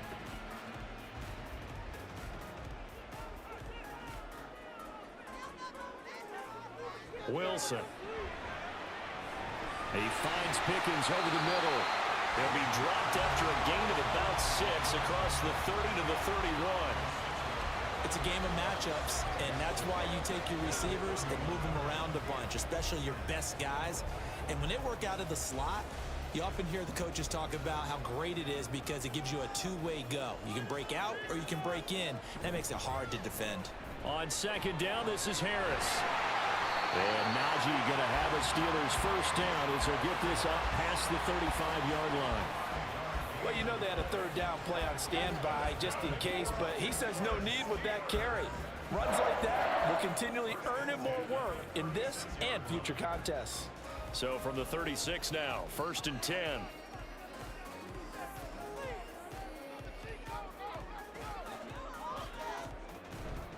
They'll keep it on the ground. Harris again. He'll get this to about the 38. Sometimes you're aligned perfectly and the play comes to you, and sometimes you got to cover some ground to go make the play, as we just saw there. We saw a great example of perseverance right there on that play. Got to be careful. They might want to throw one over his head as this game progresses. From the 38 now, here comes 2nd and 8. Slot man moves right. Now they fake the jet sweep there and a run instead with Harris. Officially no gain on the play, and they're left with a 3rd and 8. Looked like he was trying to bounce it outside, but no success. Yeah, sometimes you got to just figure out where you're going to go, and sometimes you just have to take it to another spot. In trying to get it outside, the defensive pursuit was there and just ran him down. On 3rd down, Wilson. And that is incomplete. The passing game not in sync here early, and now it's 4th down. Well, they've moved the ball okay here in these first 2 drives, but this one's going to, again, amount to nothing. They've got to start dialing up some plays that allow them to finish drives with points. So on 4th down, the Steelers going to bring in Braden Mann to punt. Back deep is Tank Dell. This is taken at the 15. It's a 45-yard punt, then 8 on the return. And the Texans will take over with a 1st and 10. And the football going back over now to the Houston Texans. Things progressing to plan so far. Their defense has been solid, and they've got themselves a 7-0 lead after the touchdown the last time they had the ball. And this is no time to even think about, hey, are we going to milk the clock? Hey, are we just going to do ball control? This is the NFL. 7-0 leads, they don't last very long unless you continue to push the envelope on offense. That good for 21 yards on the catch and run. So many times in my career I've heard coaches talk about completions are one thing, but as long as we're there at the catch and we get guys on the ground, we can live with that. But if you're going to give up 10, 12, 15 yards after the catch, then your defense is going to be in a lot of trouble. Took just one play to move all the way to the 44 as they try again on 1st down. Back to throw. Here's Stroud. Throw right side, taken in by Collins. Will go down as a gain of 6, and it's 2nd down.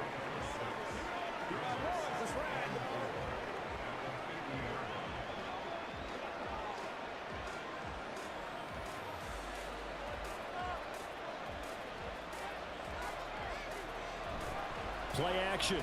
Here's Stroud. He's got it to Collins, complete. And they're going to have themselves another 1st down as the tackle's made at the Steelers' 35. Texans passing game in rhythm right now, picking up another 1st. That's the 3rd time on this drive that these two have connected with each other. They've got a real rapport going, and right now it's paying off with big chunks of yardage as shown by that last play. Stroud will look to throw once more. That's complete. It's Collins.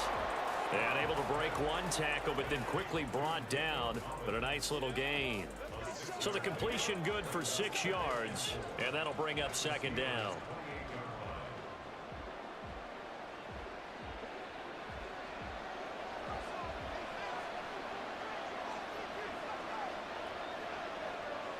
Stroud. He's got the connection over the middle to Diggs. Second catch for him today, and it'll wind up a 1st down. And defensively, they were in zone coverage there. Do you have to be a little careful? You're losing, playing against a good quarterback like he is, to not play too much zone? Yeah, you have to be careful about how much time you're giving up. I think it's a good point you just brought up. So maybe if you still want to play zone, you go to a zone blitz scheme. and you can drop anyone out of your defensive front. Defensive end, defensive tackle. It doesn't matter. You just exchange someone to bring more pressure towards the quarterback and still try and cover downfield. And not a common sight, at least on this drive. A momentary setback, though, for this passing game that has been moving well this series. Good thing for them, though. Still 2 more downs to connect and try and pick up another first down.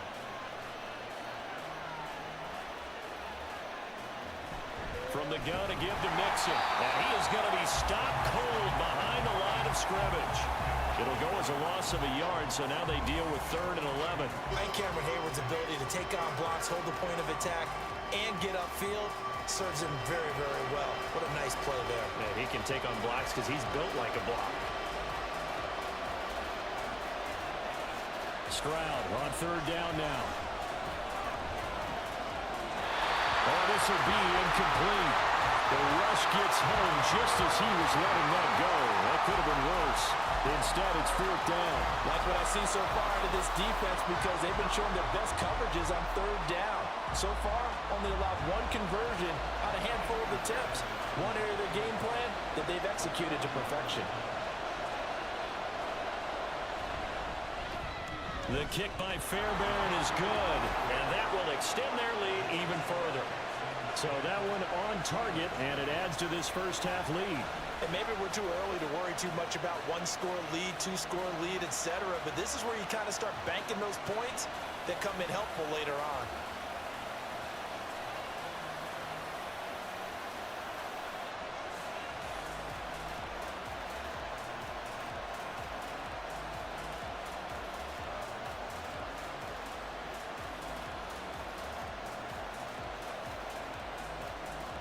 Fairbairn now following the made field goal. He'll send this one away.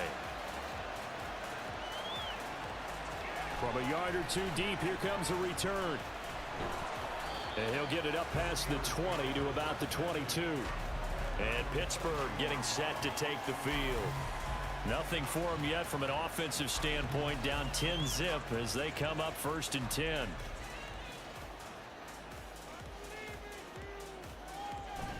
Play action. Now Wilson. Complete. Jefferson the target. Call it a gain of 6 on the play, and it'll be 2nd down.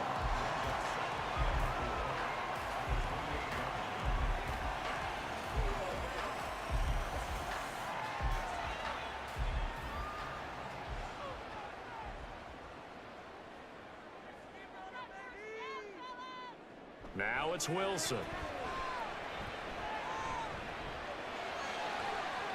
He finds his man, complete. That's Wilson. Well, he's going to be out of bounds, but not before he takes it inside the 40. A very nice pickup of 33 yards. And that might be exactly what they needed to wake up this home crowd. They haven't given them much to cheer for so far, and never underestimate the effect the home crowd with you can have on a game. So how about that for a chain mover? They're all the way down inside the 40 now for 1st and 10. Now a 1st down carry for Harris. And they will only muster a yard here to the 38. Typically, we think it's the strong safeties that are better tacklers, especially closer to the line of scrimmage amidst traffic. But in this case, how about the free safety coming up and making the big-time play? 38-yard line, 2nd and 9. Here's Wilson. Over the middle, complete. It's Wilson. And he's going to be taken down with another 1st down as the stop's made at the Texans' 24-yard line.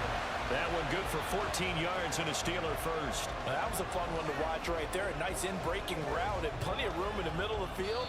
And he was able to get behind the linebackers and grab the completion for a really good pickup. This offense finding its legs now. Here's another 1st and 10. From the shotgun, Wilson. Pickens on the slant. And he gets it inside the 10 to the 9. 15 more there, and they're on a roll. It's another 1st down. Boy, how about the speed with which this offense can get down the field? It's taking them no time at all to get down here. And now they're set up for the 1st and goal. 1st and goal, and they got to be thinking a chance to get right back into this football game. Now Wilson.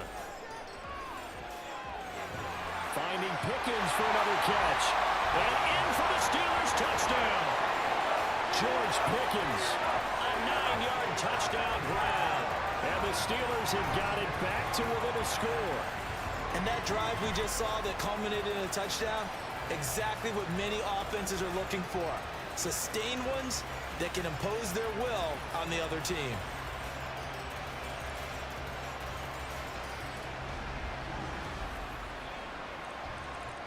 Chris Boswell now for the extra point.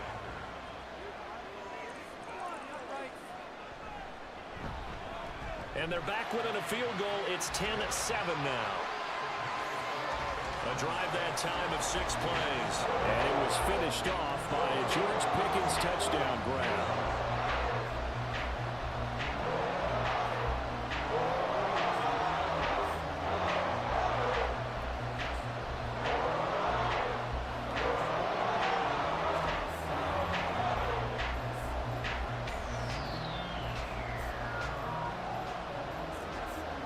Boswell now to kick it away after the touchdown.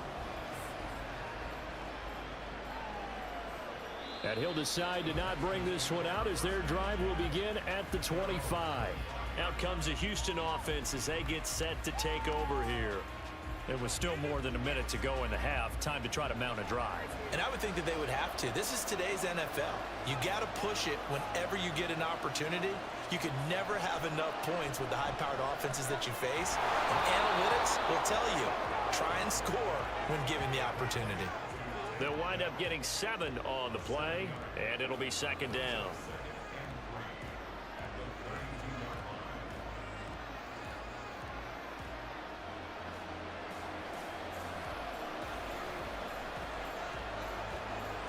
Stroud to throw it. A short one going to be taken in here by Schultz. Now the Texans will burn the first of their timeouts as they get the stoppage with just under 50 seconds remaining in half number 1. Let's go now. Let's go. Let's go, fellas. Let's get some luck.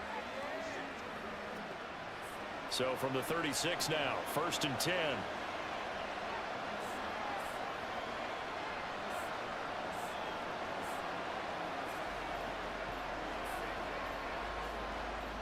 Now Stroud. It's complete to Diggs.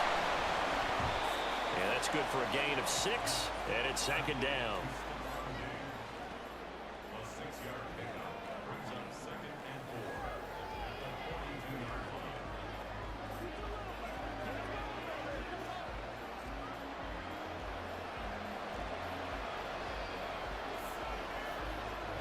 The throwing again is Stroud. He'll find Diggs once more on the completion. Now the Texans will use one of their 2 remaining timeouts as they stop it with 16 seconds to go in half number 1.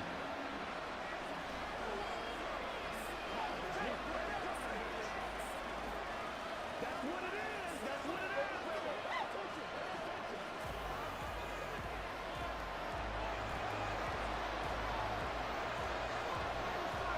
They'll throw it with Stroud here, 1st and 10. And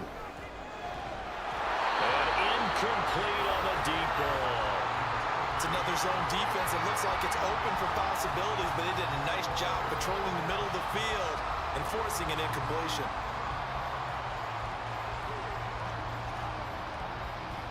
Now a 2nd and 10.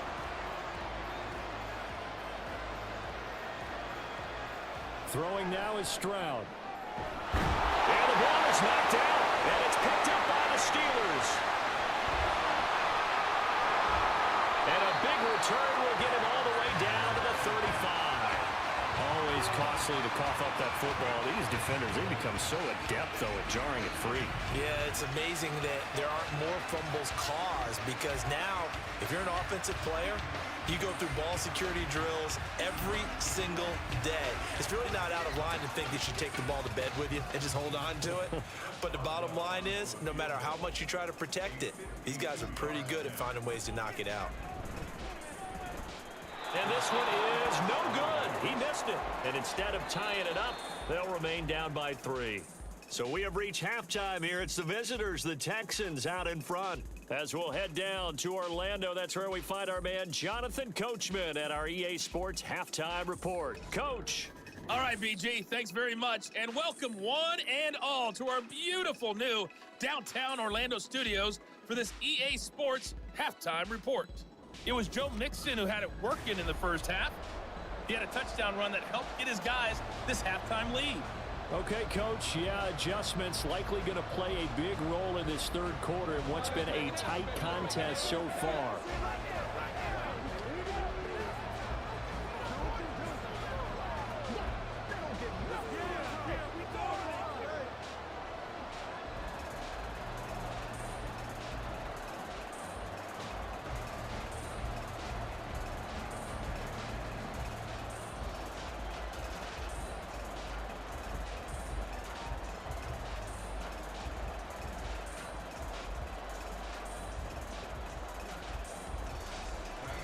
A good, tight football game thus far. 10-7 the score as we resume action on EA Sports. This fielded right at the goal line.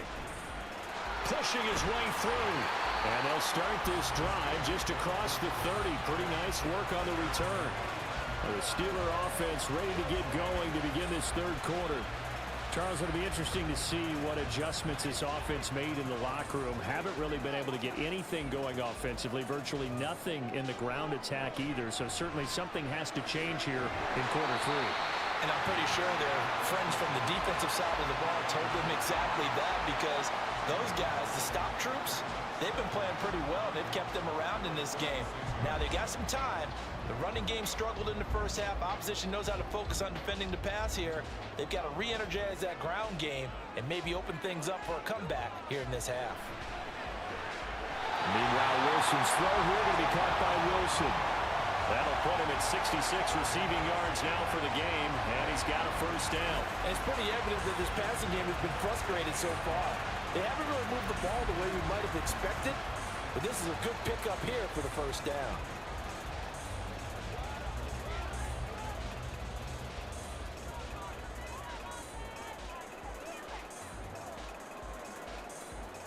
From midfield now, here's Wilson.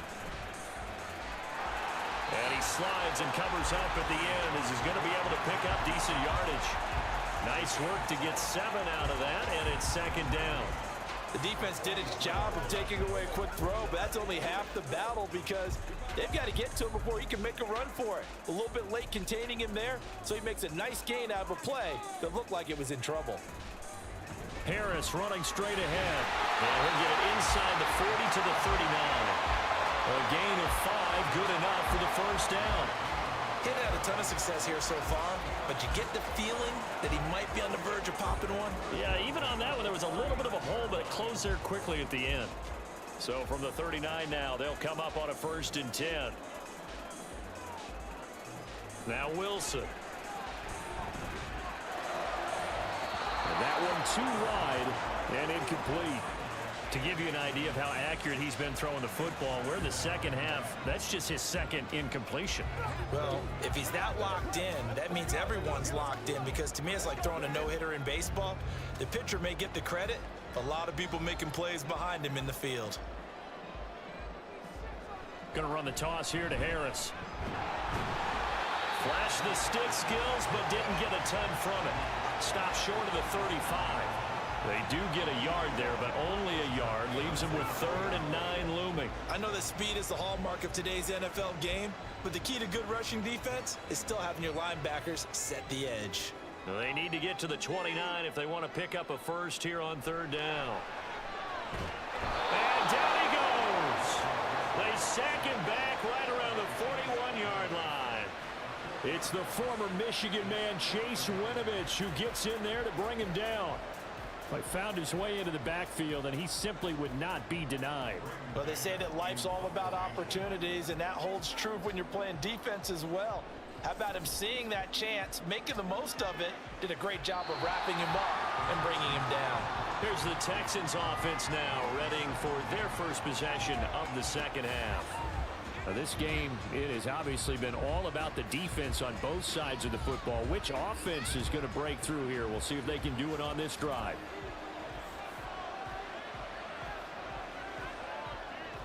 Stroud now on 1st and 10. And he takes a shot on the release as this will be incomplete. Well, that's a good piece of quarterbacking right there because he certainly felt the pressure coming. The alternative, getting sacked for the first time. He didn't like that option at all.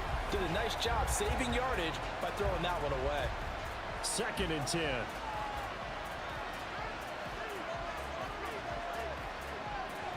Stroud looking to throw. They'll set up the screen here to Mixon. And he's able to get up here to the 26. 9 yards, not quite enough, and they'll be left now with 3rd and 1. Caught that look from you there, partner. I think we're on the same page on that one. Just his first catch. I think we both thought he'd be a little more active in the passing game. Let's see if that's the start of them trying to get the ball to him a little bit more here in the second half.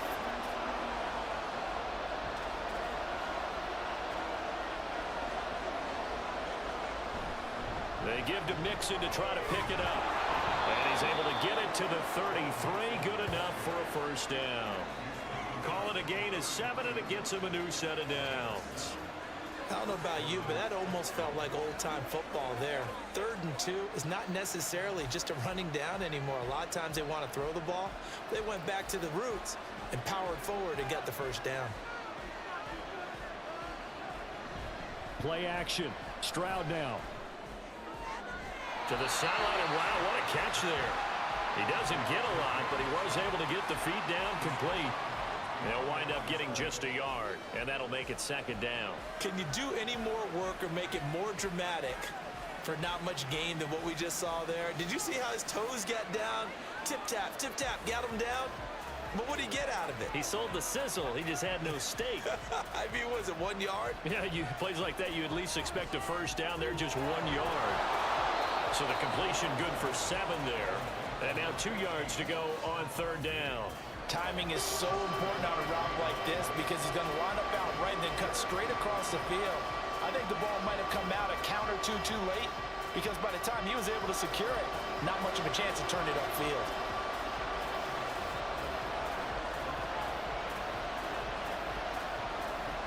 Stroud now on 3rd and 2. Work in the middle of the field, and he's got a man complete. And they're going to have themselves another first down as the tackle's made at the Steelers' 45-yard line. Texans passing game in rhythm right now, picking up another first. I don't care how many times we say it, I still get a kick out of watching quarterbacks and receivers do the pass tree in pregame warm-up. But I always remember that when we go to practices, we see that after practices as well. They really tune it up, don't they? They tune it up. They know why they do it for these situations. First down. And they build that trust, and that's why they're able to find him in this type of a situation. Stroud to the air on 1st and 10. And his throw here is incomplete. Nice progress down the field was halted by that incompletion. They could try for some safe yards here to get things moving again, or keep throwing it and pushing it downfield to try and pick up bigger yardage. A good action to this point in the 3rd quarter. Just a 3-point game. 2nd and 10. Inside handoff to Mixon. And able to push forward for right around 3 yards down to the 42. Pretty good little 2-play sequence there. You force the incompletion, then a very short pickup. Yeah, now maybe you bring in an extra defensive back or two because you want to try and defend on 3rd down. They like to play those nickel or sub packages, don't they? And they'll need to get to the 35 if they want to keep this drive going on 3rd down. And Stroud now to throw. He's got his target. That's complete. And they're going to have themselves another first down as the tackle's made at the Steelers' 22-yard line. A good pickup there of 20 yards. Whenever we talk about moving the sticks and controlling the football, there's a great example right there. Those are the 3rd downs you need to convert to win football games. We're in the 3rd quarter of this one, and this is a tight one. In order to maintain pace, keep the ball away from the other team, and put points on the board, those are the plays they need to continue to convert. Oh, he had a man open. He overshot him. It's incomplete. Oh, man, that is just a flat miss. He's in the pocket. The protection holds up. He sees his man come free, but maybe he just gets a little excited about the prospect of a long touchdown. A 2nd and 10 forthcoming here. 3rd quarter action in the Steel City of Pittsburgh, PA. This one left side caught by Collins. They get 7 out of that, so they're left with a 3rd and 3.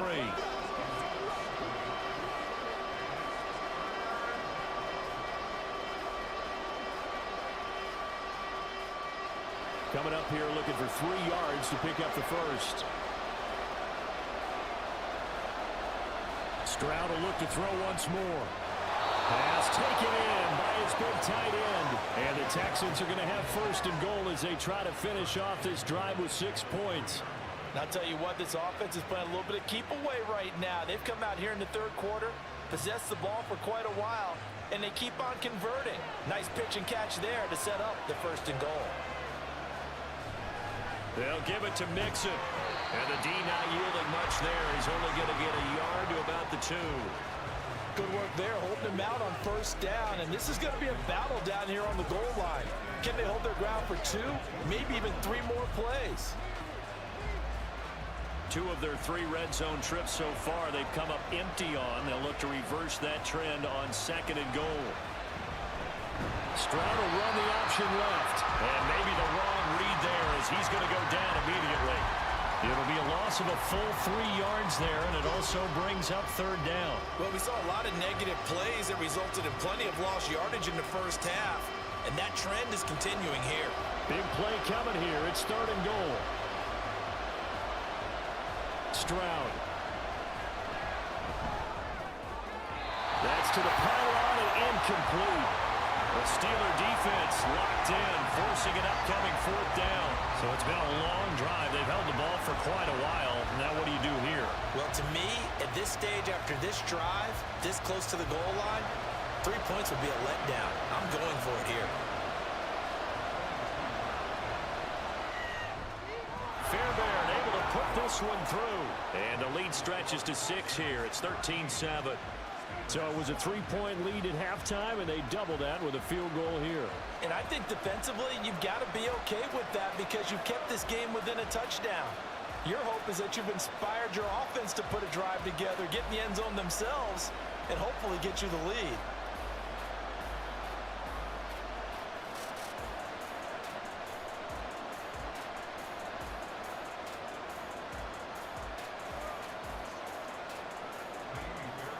Fairbairn now following the made field goal. He'll send this one away. And he'll just take a seat, and the drive will begin at the 25-yard line. And Pittsburgh getting set to take the field. Over on the sideline, hoping to hit that reset button between possessions. Last time out, they had to punt it away. This time hoping to finish this thing off in the end zone. They'll throw on 1st down with Wilson. Throw left side, hauled in by Pickens. And down he goes, but he takes it up to the 40. The Steelers picking up 15 yards there at a 1st down.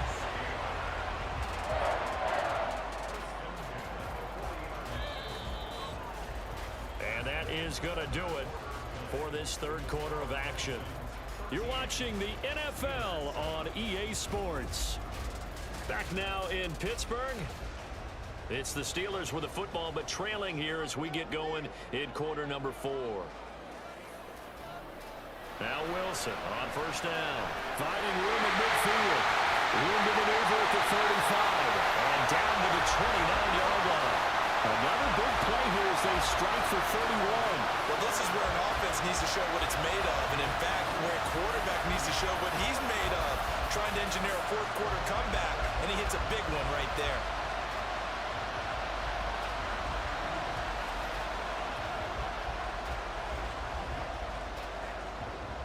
So now then, the big play has them all the way inside the 30 now, 1st and 10. Wilson. Complete. Jefferson the target. And taking it to the 15-yard line before he's brought down. This game not quite as good as the last, but still over 40 yards between the 2. This defense has certainly had an outstanding 2nd half, haven't they? I know they just gave up a 1st down there, and for the offense, they're hoping that that's something that they can jumpstart with and maybe start to move the ball a little bit better. But it's been tough sledding for them here the entire 2nd half. Got his man. It's caught for a Steelers touchdown. A 15-yard touchdown grab. And the Steelers are an extra point away from taking the lead here in the fourth. A nice connection there, finding his target, and that'll put 6 up on the board. Just like they drew it up in their playbook and reiterated it on the sidelines, right? Perfect route, a good throw, and the defense, they had no answer for that right there. Boswell for the extra point. And this puts him on top by a penny. It's 14-13. The drive summary, 4 plays, 75 yards. And it ends with the Steelers finding the end zone.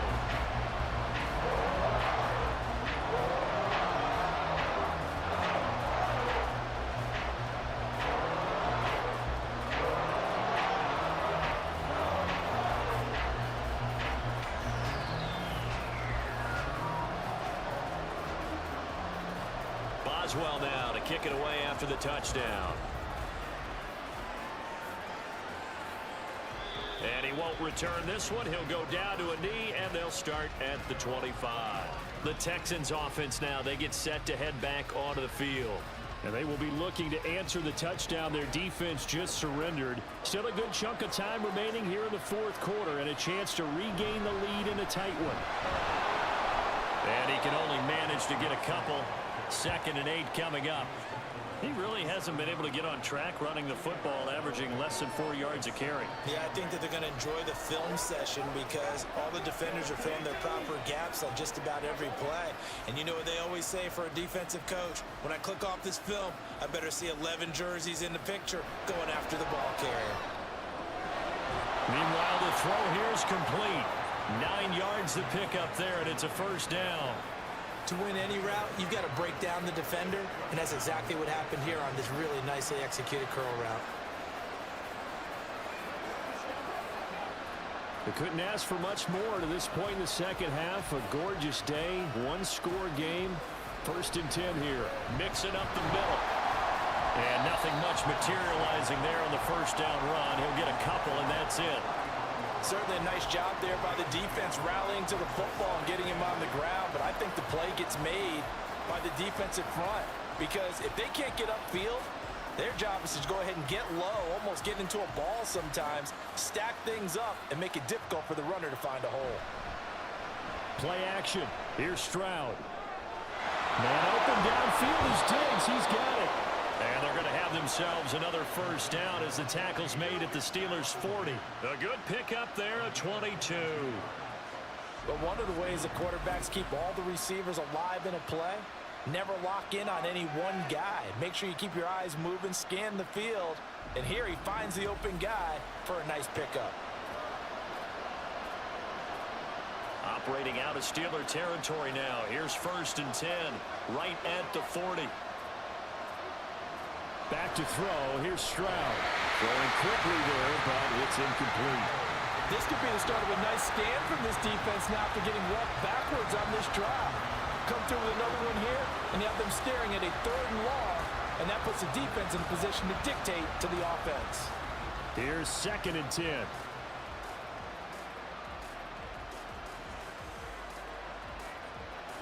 Here's Stroud.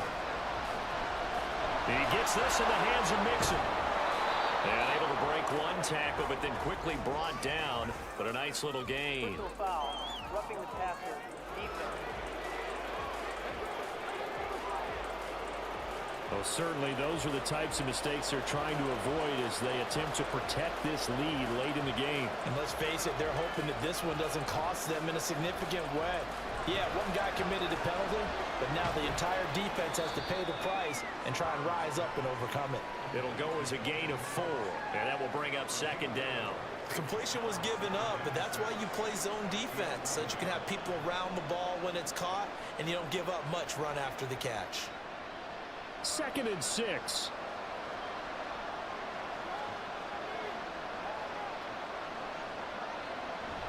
Now it's Mixon running right. And he'll take this one inside the 10, down to the 8. 3 yards is half of what they needed. Now can they get the other 3 here on 3rd down?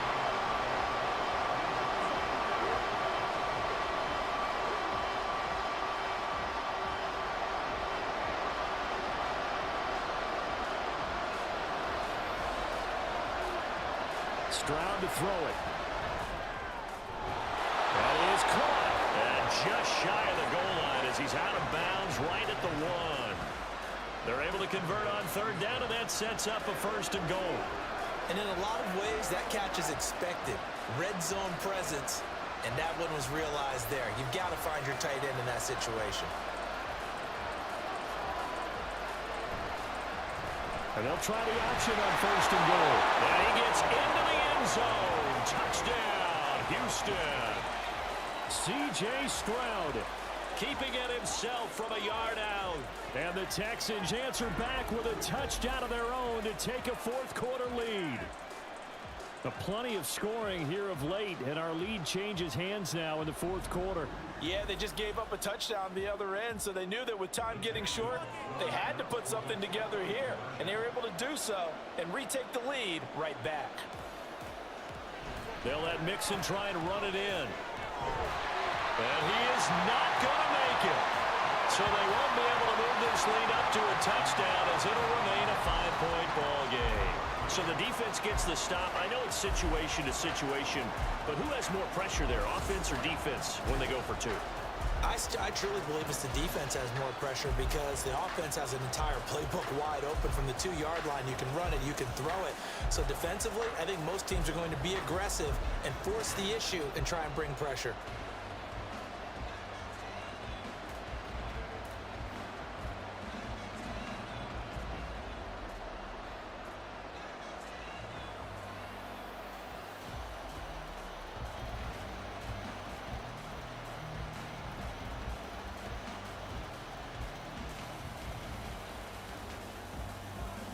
So after the touchdown, here's Fairbairn now to kick it away. And they'll put up the stop sign there as his guys will get it at the 25. The Steelers ready for their next possession. We certainly have a good one on our hands. They're trailing after that last touchdown, but now a chance for this offense to try to snag that lead right back here in the 4th quarter. On 1st down, Wilson. He's got this to Pickens. And they nearly get this all the way to midfield. Mark him down at the 49. That one goes for 24 yards. Well, this offense hasn't been at their best here. They've made some mistakes. They've been frustrated. They've been largely shut down. But then you look up and say, wait a second. This is a 1-score game.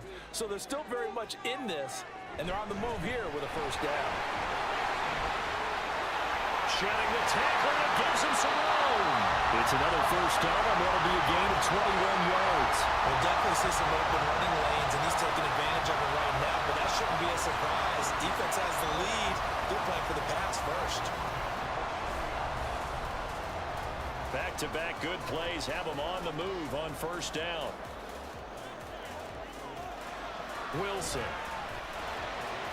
Still going inside the 20. And he'll finally be taken down at the 18. Another strong gain on the last 2 plays. They've moved it a combined 33 yards. Well, it certainly doesn't matter if it's been through the air like on this play or on the ground. I don't know what's going on with this defense. In a sense, they've been AWOL on this drive so far. 3 plays, 3 1st downs given up. They've got to find answers, and they've got to find them quick. They'll get forward for 3 down to the 16-yard line.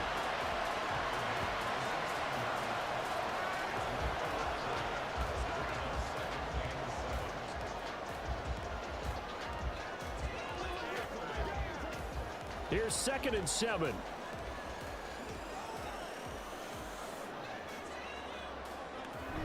Wilson now off the bootleg. Eluding the pressure right. And he'll take this beyond the line of scrimmage as he slides to a hole. I certainly like what he did right there because he smartly wanted to avoid forcing anything downfield because nothing appeared to be open. Nice harmless slide there to avoid the big hit, and he gets a small gain on the play. Here's 3rd down at 5.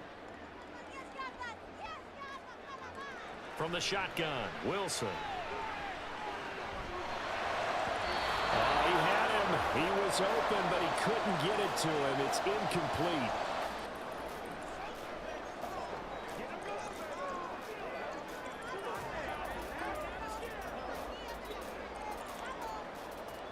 Here we go. This is 4th down. They'll try and throw for it with Wilson. Able to find the open man. That's complete. And the Steelers are going to have 1st and goal as they try to finish off this drive with 6 points. Well, they did the part they had to do. Quick throw got the 1st down. But that doesn't allow them to relax. They still have plenty of work to do. Here we go. 1st and goal. Now Wilson. And caught in the end zone. Touchdown, Steelers. Van Jefferson from 8 yards out. And the Steelers have taken a 4th quarter lead.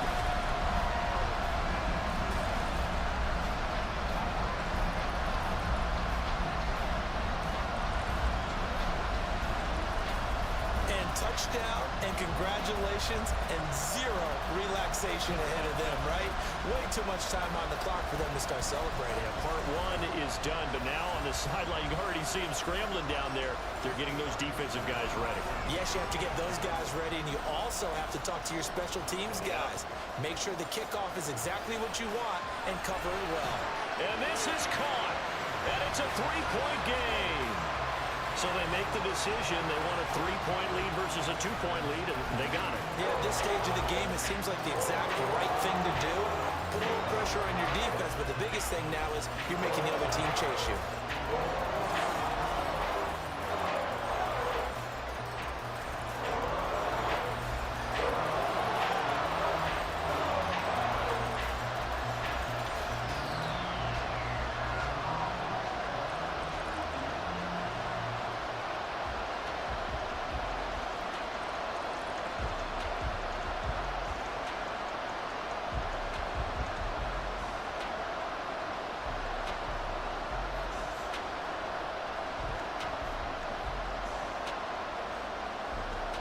Boswell now to kick it away after the touchdown. No run back here, down to a knee, and this drive will start at the 25. So Stroud and the Texans down by a field goal, less than 90 seconds to go. They've surrendered a double-digit lead, but can rescue themselves late as they come up on 1st down. Here's Stroud. And this will be incomplete. Physical play on the football there, and it's 2nd down. Work with me, partner. Take a deep breath, because that's what they're doing down the field now. That incompletion allowed them to exhale a little bit. Get in the huddle, kind of scan the crowd, see if any celebrities are here. Relax a little bit as they start this big drive. Stroud to throw it. To the right side and caught by Dell. And they're able to get this one across the 35. This is where you learn a lot about rookie quarterbacks. How can they run that 2-minute drill? We're about to find out. Yeah, and for them, it's not just proving it to guys like you and me watching the game and trying to beat a defense. It's proving it to their teammates that they can have the confidence in them when they line up in these situations. Stroud. He gets his complete to Diggs.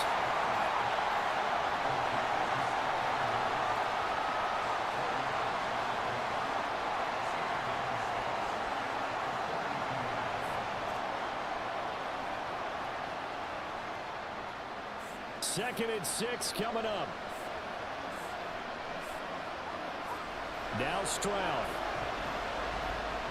Connecting with Mixon. And he'll get it into enemy territory just across midfield at the 49.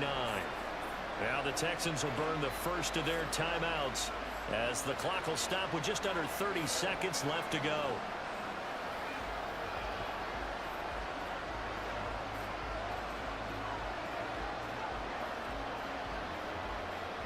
Two timeouts still available. Keep that in mind. Here's 1st and 10.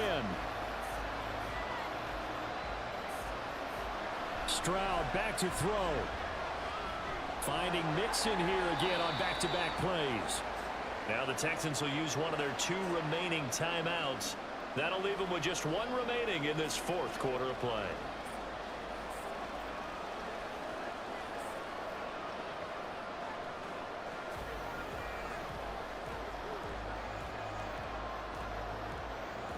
They'll come up now on 2nd down.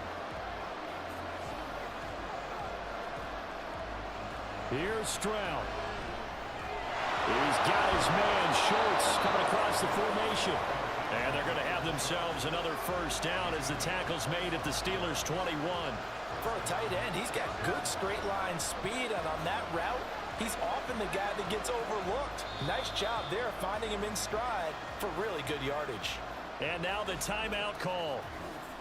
So 5 seconds left, and a field goal would send us to overtime.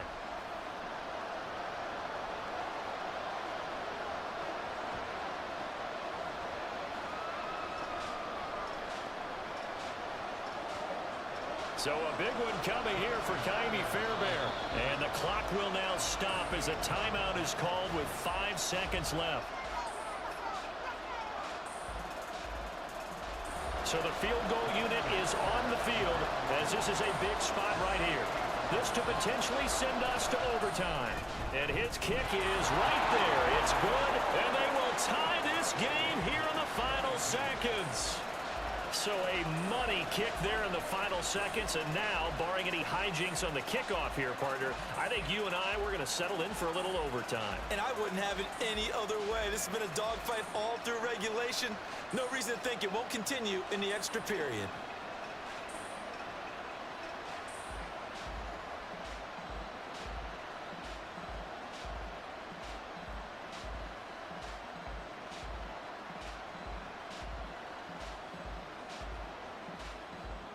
So overtime on the horizon, barring a wild finish here as the kick's away. And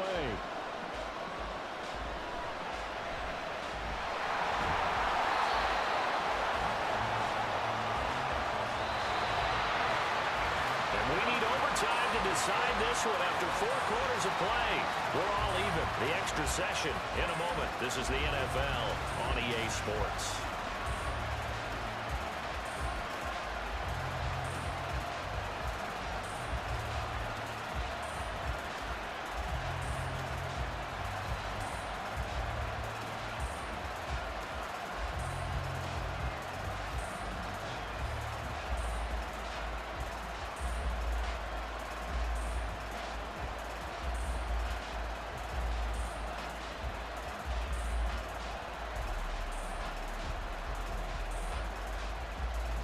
So it's the Steelers who will have the first chance to go down and score here in overtime as we are back underway.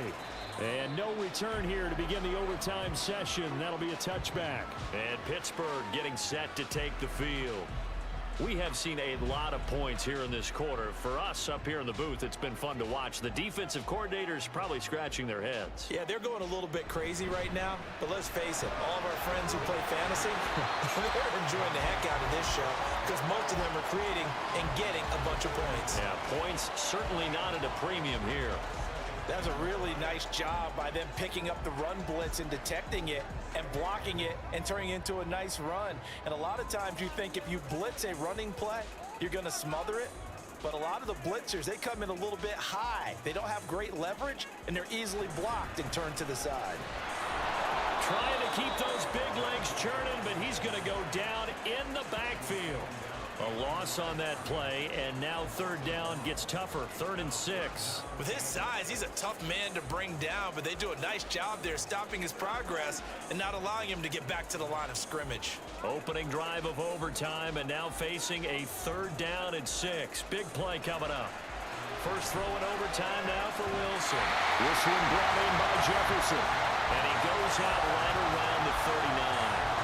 They call his number again. It's his 6th catch and a 1st down. All that practice time came to fruition on that play. All those timing routes that they worked on through training camp, OTAs, minicamp, and just regular season, they got it done on that one. An outcut, ball was delivered, and picked up the completion.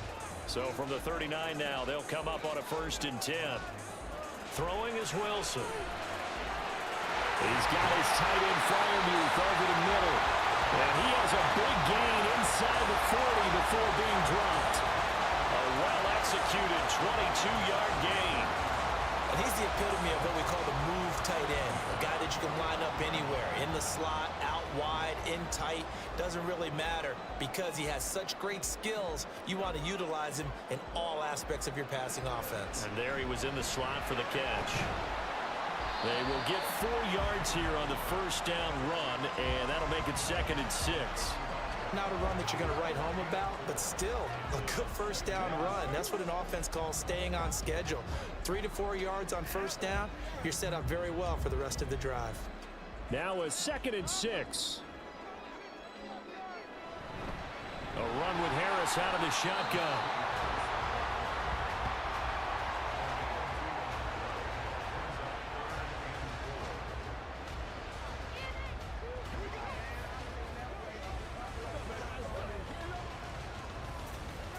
Here's the 7th play of this drive. This is 3rd and 4. Now it's Wilson. Oh, and that's so close to being intercepted. That could have been a big turnover in overtime if he had held on. Instead, though, it is still 4th down. Once that ball was popped in the air, you could almost hear the silence, the collective breath being held here in the stadium. Let's be honest about it. We both came out of our chairs, didn't we? All right, anytime you see the ball in the air like that, there is that collective rise, the crowd holding its breath, and boy, oh boy, the moment of truth as it comes down. Man, that was something. Everything magnified here in overtime. That was a big risk here in overtime. Send him out to fire away from long distance, but he knocks it through to give him the lead. Edgy, don't you think? Because if he misses there, ball goes to the spot of the kick, correct? Yep. And guess what? That only leaves about, 20 yards or so for them to go downfield and be positioned themselves. So you have confidence in him, and you have confidence in your defense to go ahead and let him kick that one. So only a field goal on that opening drive of overtime. Will that hold up? We'll find out as it kicks away. And this will not be returned. It'll come out to the 25. And now out comes Houston. Well, it's pretty simple now. They need a field goal out of this drive to extend overtime, or obviously, Charles, a touchdown to win it. Yeah, and I'm taking the defense's perspective on this one, partner, because now they know with a 3-point lead, they can afford to give that up because you just keep playing, right? Overtime gets extended. But if you give up the touchdown, it's game over. So on offense, every play you make, you've got to try and get just a little bit more out of each one in order to try and get to the end zone, because they're going to play everyone back, keep everything in front. Running left, it's Mixon. And they're able to get this one across the 35. 52 yards rushing for him now as he's carried it 13 times. A big hole there. How about him handling the point of attack? Just positioning himself so that run could go right off of his backside and deep into the secondary. So from the 36 now, 1st and 10. Stroud. Got his man, Dell. And he'll be taken down across the 50 at the 45 in enemy territory. Another big gainer that time. This one goes for 19 yards. Charles, you get into these overtime situations, that's not a bad guy to dial into. Well, when you have to have plays, especially in a spot as you just described, we're in OT, you've got to go to the guys you can trust and you know are going to make the plays. What they say, it's not the X's and the O's, it's the Jimmies and the Joes. Now this one complete downfield on the left side. And they'll wind up getting this one all the way down inside the 20. That'll be marked as a 27-yard pickup. Offensively, back-to-back really nice plays. This defense, they've got 2 timeouts, maybe should burn one. Yeah, when you get back-to-back explosive plays, to me, anything over 10 yards, I don't care if it's a run or a pass, I count it as an explosive play. That sets your defense back on its heels. A timeout here would be a good idea and try and get themselves settled because we're in OT. This is big time.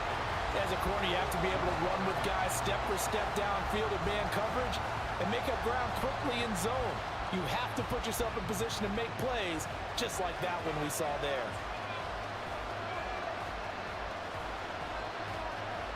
The throwing again is Stroud. And he's got it. And the Texans are looking at 1st and goal as he's tackled all the way down at the 2-yard line. He's padding his already great numbers here in overtime. More importantly, though, moving his guys downfield. And I think that's exactly what's going through his head right now. Moving them downfield, putting them in a position to win the game. The stats, that's for the fantasy guys. I know they're enjoying that show. Here's Stroud. And this will be caught. It's a touchdown. An absolute stunned silence here as they have come in and stolen this one in overtime.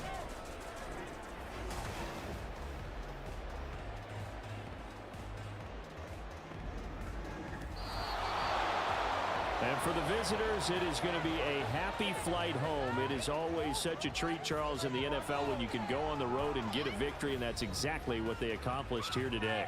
Oh, the trip home so much sweeter, isn't it? All the noise they heard before, how tough it is to win on the road, how tough it is to play in this stadium, how hyped up that crowd's going to be. They just used it as fuel, came in full of confidence, believed in themselves, and got it done. So that's a wrap for Charles Davis. I'm Brandon Gaudin, and this has been a presentation of the NFL on EA Sports. For more, check us out at easports.com. And with that, we say so long from Pittsburgh.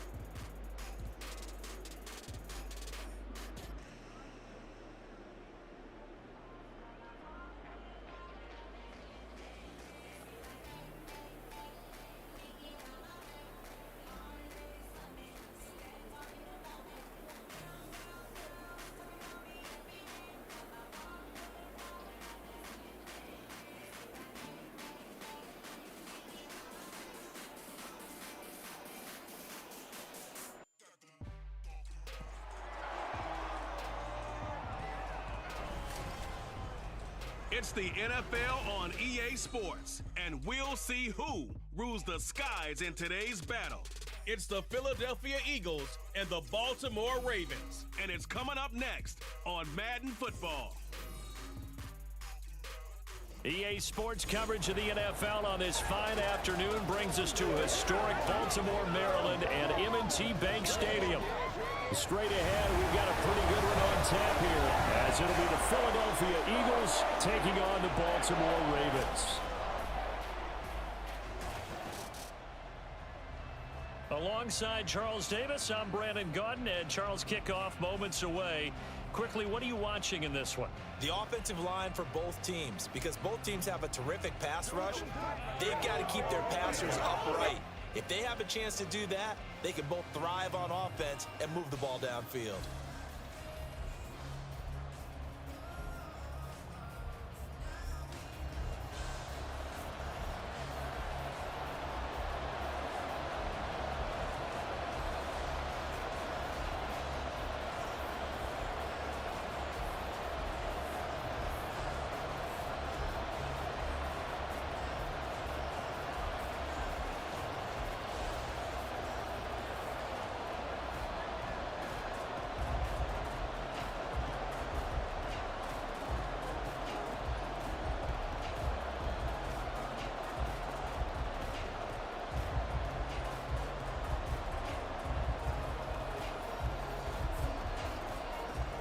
Here's the kicker, Jake Elliott, ready to get this one started. And off we go from M&T Bank Stadium.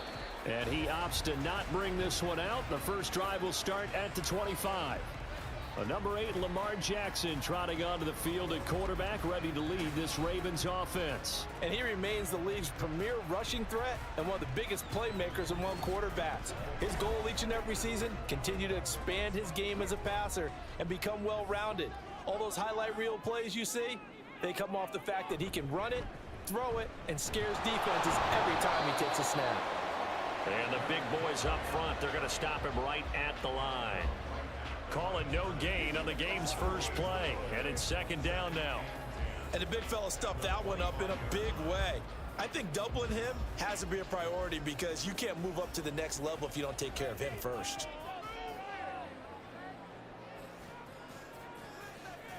On second down, here's Jackson. Screen play, setting it up for Mitchell. Nothing on the screen that time. Now it's third down. So many screen passes are the result of excellent acting by everyone. But sometimes the guy who's getting the ball tips the play off. You know, the running back, because he's eager to get the pass. And sometimes he doesn't act very well about whether he's going to block or leak out or whatever. And I think that they saw that, and that's why they're able to get to him on it. Now on third down, that pass knocked down in the backfield and incomplete. That was their first third down try of the game, and clearly something was off in the execution of that play. Good news, they've got a whole game left to clean that up and start clicking on those key third down throws. Facing fourth down, Baltimore will punt. Jordan Stout out there. Britton Covey deep for Philadelphia.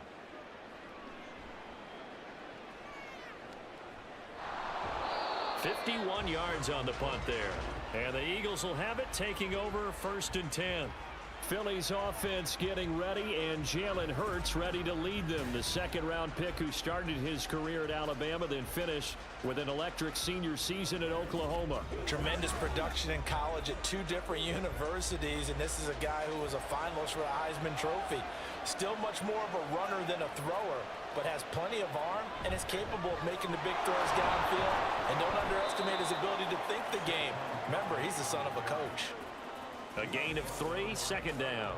Yeah, I don't know if it's exactly a win-win, but if you're on offense, you'll take that kind of a run, all right? It was kind of stacked up, found a little bit of yardage, and frankly, they're pretty close to staying on schedule on offense. The playbook is still open for the coordinator. Hurts. Open man, that's Devontae Smith.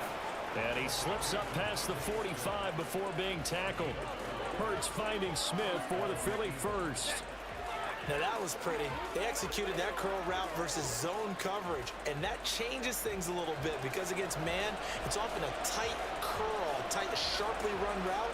Against zone, you're just looking for that open spot, that dead area, so you may curl it a little bit wider just to get to that place. And usually a tight window. He fired a bullet in there for the completion. And now a throw on first down there, but it's incomplete. But when you're going up against a talented receiver like that, you just know that they're going to bring more people to him, right? They're going to double cover him every chance they get. And I think that is what we're going to see all game long. An early taste of that double, maybe even sometimes triple coverage we might see. Yeah, I think what they're counting on, his talent to sometimes beat that double coverage. Another throw on second down, and this one incomplete as well. My first thought is surprise, because that's one of the better tight ends around, and I've seen him pull in balls like this before. But how about a little credit to the defense forcing that incompletion? So back-to-back incompletions, and that has him staring at a 3rd and 10. Hurts sets up to throw it. Work in the middle of the field, and he's got a man complete. And he's going to be taken down with the first down at the Ravens 30. A really nice gain of 25 yards. Well, on 3rd down, he wanted to go to one of his most dependable targets, and that's who he found, his tight end there, to pick up the first, Charles. And he used the proper word there, dependable, and sometimes spectacular, because tight ends nowadays, they can do it all. But they're the guys you trust, especially across the middle of the field where there's traffic. He delivers, and they pick up nice yardage. This is caught. And all the way to the 2-yard line there before crossing over out of bounds. A really good pickup of 28 yards. Well, they showed a 5-receiver set, had the backfield empty, and lined the running back out to the left. Plenty for the quarterback to process both pre- and post-snap. But he was able to find his man, and it turns into a big play. Barkley is into the end zone for an Eagle touchdown. So both sides of the football contributing here early. Their defense forces the punt, and then the offense takes it down the field and punches it in on the short touchdown run. And, Brandon, that's good complementary football, and that's what they're going to need if they want to get out of here victorious. On for the extra point, Jake Elliott.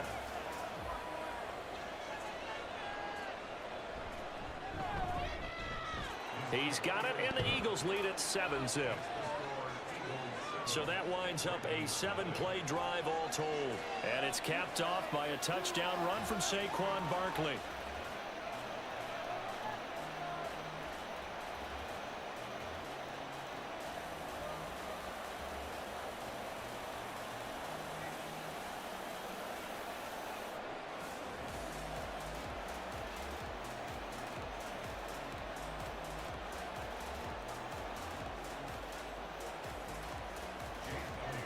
Now after the touchdown, here's Elliott on to kick it away. No run back here for Duvernay. Touchback out to the 25. Baltimore set to take over here for their second possession of the game. And the first drive, 3 and out. Second possession, see if they can get a little momentum. And oftentimes that first drive is just a feeling out process. You have some plays that you've got called and you want to see how defense reacts. It may not go terrific on the first one. Now they're ready to go. They've kind of got a look at them, got a sense. Let's see if they open things up a little bit. See if they open things up. Let's see what the defense does here, too, after a good stop. No gain, and it's second down. Well, for that being an option play, there really weren't too many options available for him, were there? No, there weren't, and at least he was able to get back to the line of scrimmage, so they didn't lose anything, but you're exactly right. Nowhere to go. On second down, here's Henry. And he gets this one just shy of the 40, down at the 39. They get 14 on that one. That's good for a Baltimore first down. Interior of that line blocked really well on that run, but also the 2 tight ends, they blocked well too. Not only have they scouted the line of scrimmage, with their agility, they can get upfield and hit moving targets like linebackers, defensive backs. They do a really good job helping out in the running game. First down, here's Mitchell. Nifty footwork at the 45. And a pretty good burst there as he'll get this across midfield and down to the 46. 15 more there, and they're on a roll. It's another first down. I think they like this drive a little bit better there, partner. Running game helping out, picking up some of the slack. Because remember, the last drive, they went 3 and out. So from Philadelphia territory now, here's a 1st and 10 at the 46. Off the option, here's Henry. It's a 6-yard pickup, and it gets him to 2nd and 4. A quick burst there, and he nicely bit off a pretty decent gain.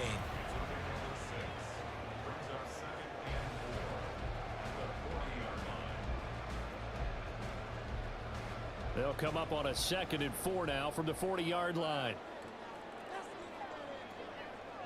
Now it's Jackson. A short one there, caught by Likely. First time these two have hooked up this afternoon, and it's a first down. That was a route run not just with dexterity, but with intelligence.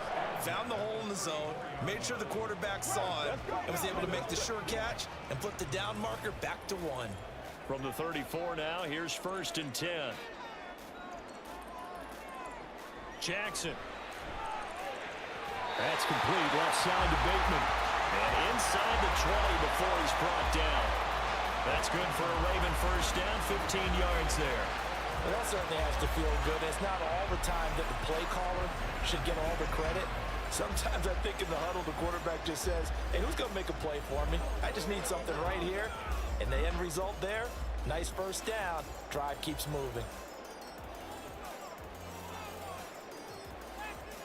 From the red zone now, here's Jackson on first down. And that'll be taken in by Andrews for a Ravens touchdown. An 18-yard touchdown grab. And the Ravens are an extra point away from drawing level. Their first passing touchdown of the ball game, and they go to the big tight end in those sure hands, and he provides the score.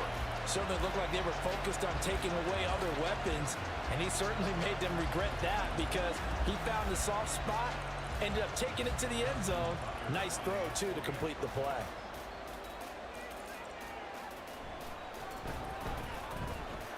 Tucker able to connect on the extra point, and we are tied at 7.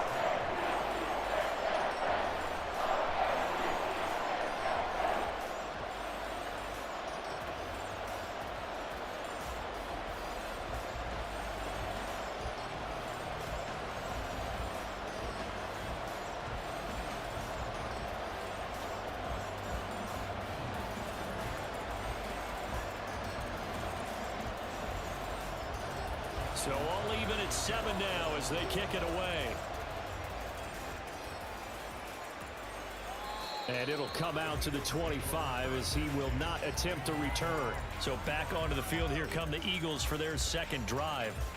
And they'll just simply be looking to build off the confidence of the last time out where they scored a touchdown. Man, confidence is powerful, isn't it? When you've scored once, you feel like you can go back out there and get it done again. Doesn't matter what the defense throws at them. They feel like they're in a groove right now, and they want to get out there and show it. Yeah, hoping to stay in that groove here this go-around. 2 yards on the pickup there. It'll be 2nd and 8. Well, it's time for them to be good teammates right here. And what I mean by that is possess the ball for a little while. Get at least 2 first downs. Give their defense a chance to settle down a little bit after they give up a touchdown. They'll break the huddle, come up on 2nd and 8 at the 27-yard line. Again, it's Barkley. And he'll get a couple up to the 29. 2 yards on the first down carry, and then followed up by 2 yards on the second down carry. Well, that's definitely not going to be enough to get the job done. Wasn't the expression 3 yards in a cloud of dust? Now they're going to need 6 on third down to keep the drive going. Third down at 6. Here's Hurts to throw.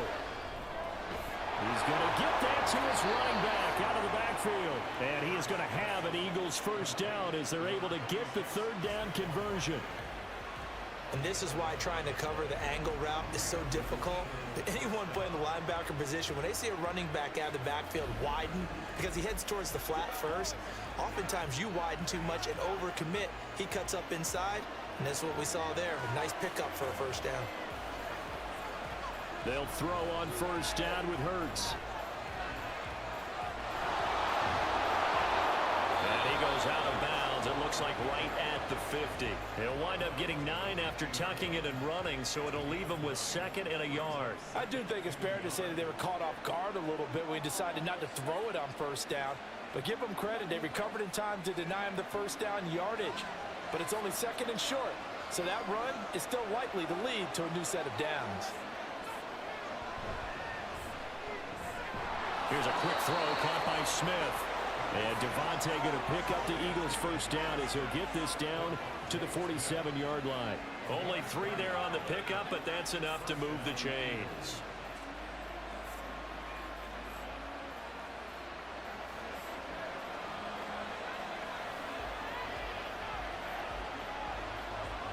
On 1st and 10, it's Hurts. This one goes out wide for Barkley. And he is out of bounds inside the 35. 14 yards there and an Eagle first down. Nice little nifty play for him there. Yeah, that's the ability to read a defense and utilize players that don't often get picked up in coverage easily. And I'm talking about being able to use the backside of the backfield. Because I know that when I used to cover, hey, we got everybody oh, he just snuck out there, and they just got a nice first down there. What do we love to say? Get those backs into space, right? And they were able to do that there. Nice pickup on first down.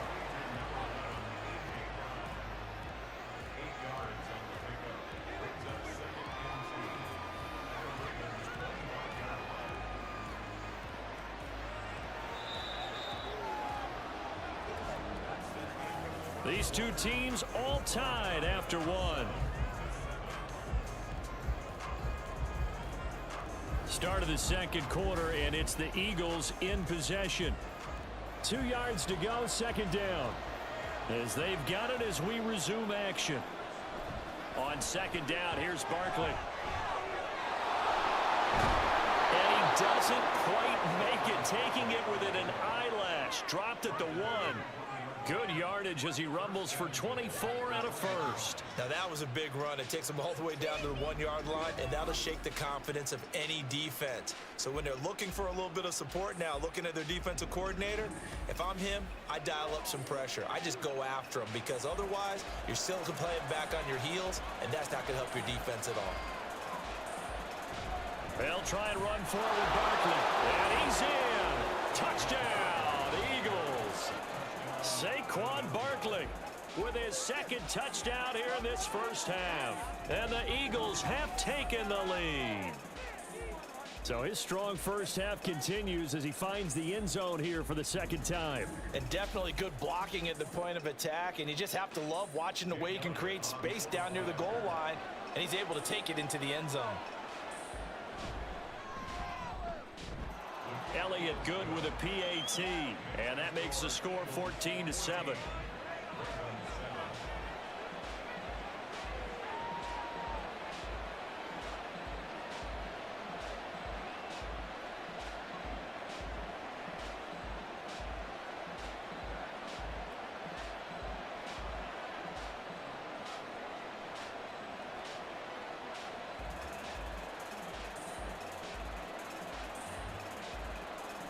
Now after the touchdown, here's Elliott on to kick it away. Duvernay going to sit on this in the end zone, so it'll come out to the 25. And now Baltimore gets set to take the field. A lot of time for this unit to game plan on the sideline after that drive that they watched the other side just score. But remember, last time they were out, they scored as well. We'll see if they can seize that momentum right back. And they haven't had a lot of time to cool off from reaching the end zone the last time. So have they been able to keep themselves mentally sharp and into this game, even though they haven't been on the field? And you and I both know, one big play, though, gets them right back up to that level. They'll come up now 2nd and 4 from the 31.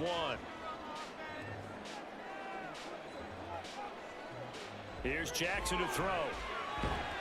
To the right side, it's caught by Mitchell. And he'll bring it up here to right at the 40-yard line. 9 yards to pick up there, and it's a first down. That's tough to play zone defense when they can just curl up right there in front of you. Yeah, absolutely. Well, we talk about finding the soft spot. Defensively, how do you make sure they don't find the soft spot like they did there? Tough to do, because what they normally will do is run routes that'll pull you out of that spot they want to get into. That's what we call not taking the chance. And now look at this. Big gain, but a fumble. Much like a running back going through the line, quarterbacks have to be aware of protecting the football as well. He left it exposed that time, wound up having it knocked free, but fortunately, had an alert teammate who was able to get it.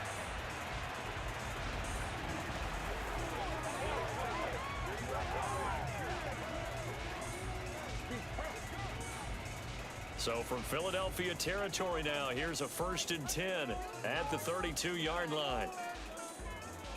Now Jackson taps this forward jet sweep. And only able to get 2 here. Stopped at the 30.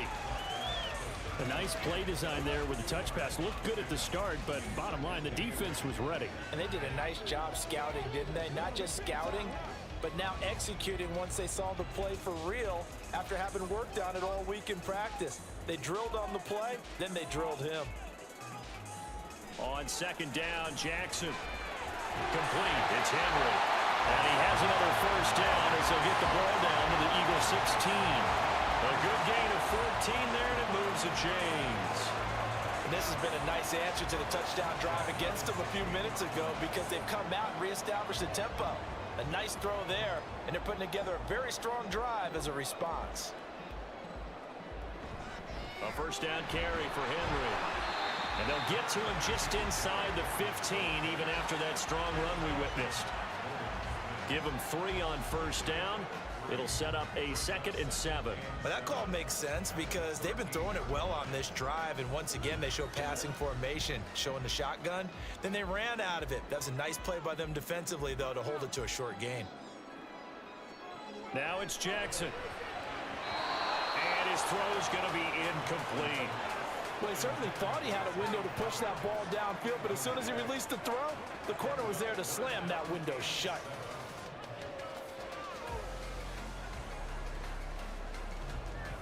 This will be the 8th play of the drive. It's 3rd and 7. Jackson now. That is caught. And in for the Ravens touchdown. Zay Flowers from 13 yards out. And the Ravens are an extra point away from evening this one up. On that connection, it looked like they maybe had some pre-play communication. Maybe one of them noticed an area that was open in the defense to get the pass to. When you put the time in, sometimes you have that great silent communication that you just noticed right there because the best quarterback-receiver combos in the NFL, they know how to make those adjustments at the line of scrimmage when they see something pre-play, and they got it done there. Tucker with the extra point, and we are tied at 14.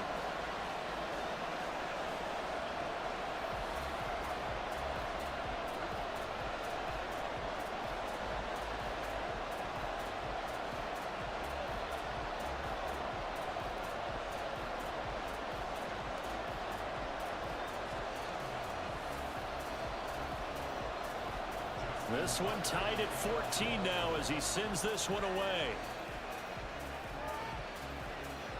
And this will be a touchback, so they'll bring it out to the 25. The offense takes the field, and we turn our attention to Saquon Barkley. Good returns on the last drive. He hit the end zone for the 2nd time. Good returns in this 1st half, really. Yeah, good returns for his team. Really good returns for the guy. And you know where I'm fantasy. Going. Darn right. Those fantasy guys who have him on their team, they're rejoicing right now, and they have a high expectation that what they've seen already will continue. You talk about fantasy a lot, but you don't. Why don't you just play? You know, I'm not good enough to play in a fantasy game. I enjoy watching. You're an analyst. Do it. You're an expert. I mean, you were a champ last year. Keep it up. 5th place.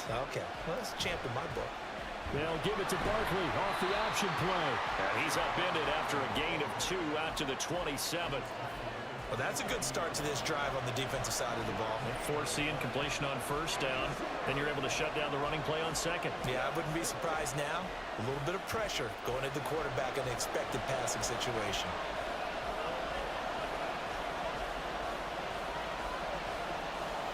Throwing is Hurts. He's got his target. That's complete. And he is going to have an Eagles 1st down as they're able to get the 3rd down conversion. But you can absolutely feel the thought process there. They just gave up the touchdown. So in the huddle, they're telling each other, you don't want to give it back now on a 3 and out. Nice job of making sure that they wouldn't, and they pick up the 1st down. Line of scrimmage, the 37 on 1st and 10. Throwing from the gun, it's Hurts. And that's going to be incomplete. Too tough to hold on to that one. It's 2nd down. And partner, to me, that one was all about timing. If he's there too early, it's going to be a pass interference call. If he's too late, it's a completed pass. He was Johnny on the spot on that one. Line of scrimmage, again the 37 as they line up 2nd and 10. Back to throw. Out to the left there and complete to the tight end Goddard. That helps the completion percentage, but not much else, and now it's 3rd and 10. And there's a completion to the tight end, and look at the size of these players nowadays. In that spot, 6'4", 6'5", and up. A lot of guys used to be basketball players, somehow came back to football. That's really good for the game of football. You get better athleticism, great hand-eye coordination, guys who know how to control their bodies when they run their routes. Now a 3rd down throw, but it misses the target, incomplete. That could be the stop this defense needed to get them back on track. They've been pretty well dissected by the offense here in the first half. After that possession, now they know that they can compete with this offense. On 4th down, Aaron Siposs on to punt for Philadelphia.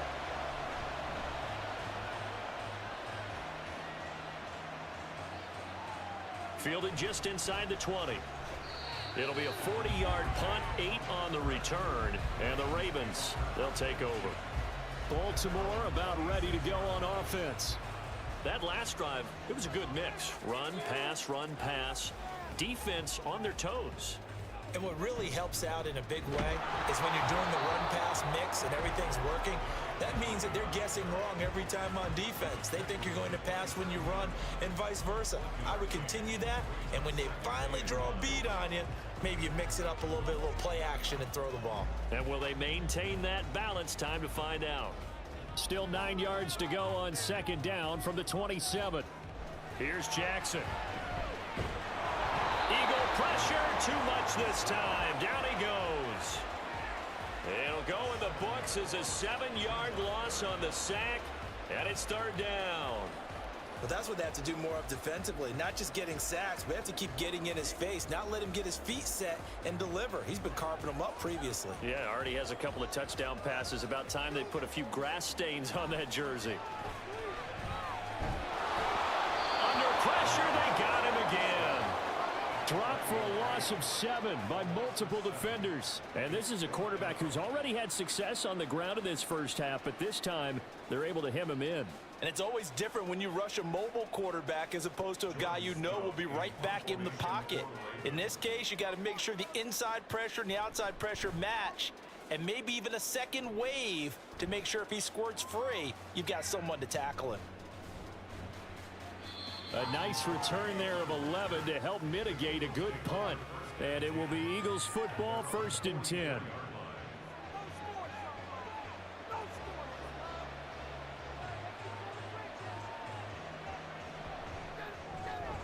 A quick throw here out to Brown. So just 3 yards on the completion there. And that's going to bring up 2nd down.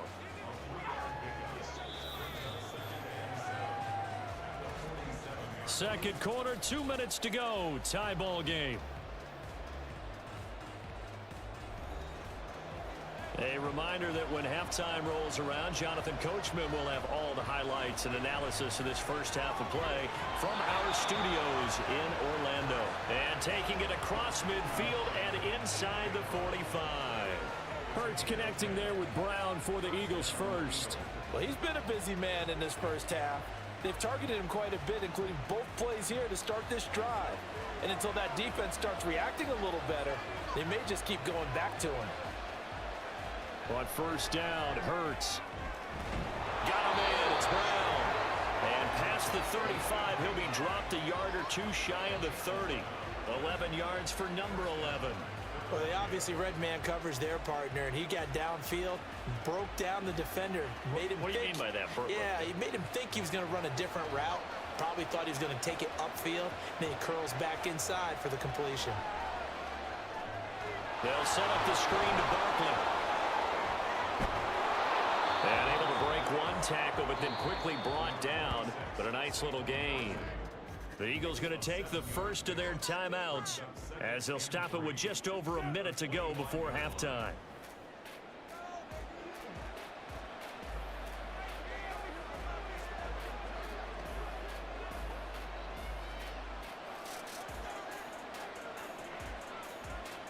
Now 2nd and 3. Hurts. Quick slant here to Smith. And Devontae going to pick up the Eagles' first down as he's down at the 17-yard line. 7 yards there, good enough to move the sticks. So 5 plays on this drive, Charles. All passes, all completions. And just like that, they're in the red zone. And don't you think the playbook opens up a little bit more now? Because all they've done is throw the football. If you want to run it now, you may very well have them fooled. And he'll get this underneath, dropping it off for Barkley. Now the Eagles will use the second of their timeouts as the clock will stop with 33 seconds to go in the first half.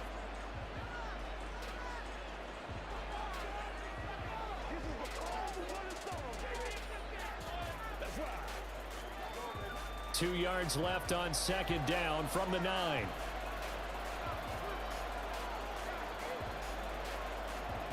From the gun, it's Hurts. This throw incomplete, nearly picked off. And with his pedigree, he doesn't drop many of those. But third down coming up. To this point, I've been impressed with the work defensively. They have not allowed a lot of receivers to run free. And there's another example, another incompletion. They're trying to keep the drive going. This will be play number 8. It's 3rd and 2. Now, meanwhile, a pass that should have been intercepted, but it winds up falling incomplete. Whether that's a little grabbing, a little hand fighting, by any means necessary on 3rd down, he was able to get the job done in the secondary and swat that one away. So Hurts is off, and on comes Jake Elliott for the Eagle field goal. From the right hash, and this one just a chippy. The kick by Elliott is good, and they take a 17-14 lead. So they're able to end that drive with 3 points in this one-possession ball game. And ideally, you want to end every drive with points. Most quarterbacks would tell you, let's end it with a kick, right? A PAT, that's number 1. Field goal you'll take. Punts, you really don't want to do that. In this case, they'll take the field goal and get prepared for the rest of the game.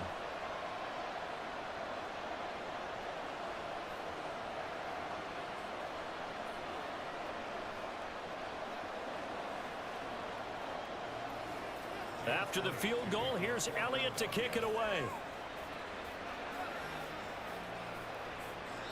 And not wanting to risk anything here late in the half, he'll just take a knee and they'll bring the football out to the 25. The Ravens going to get one more drive here in this first half.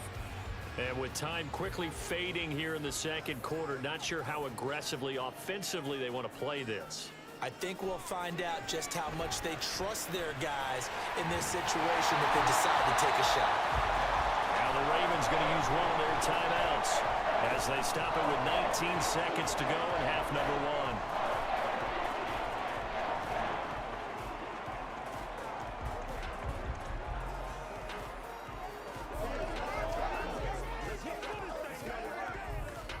1. Line of scrimmage, the 37 on 1st and 10.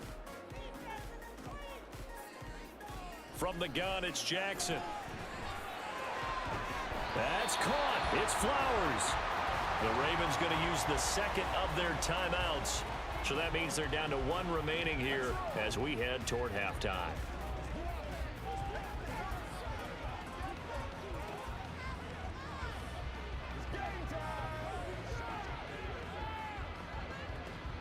Back-to-back good plays have them on the move on 1st down.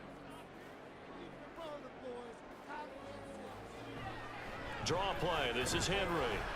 And he'll power ahead, but only for about 3 yards. 2nd down coming up. 3 yards on the pickup there, and it'll be 2nd down. And we're going to get a timeout with 2 seconds remaining in the second quarter.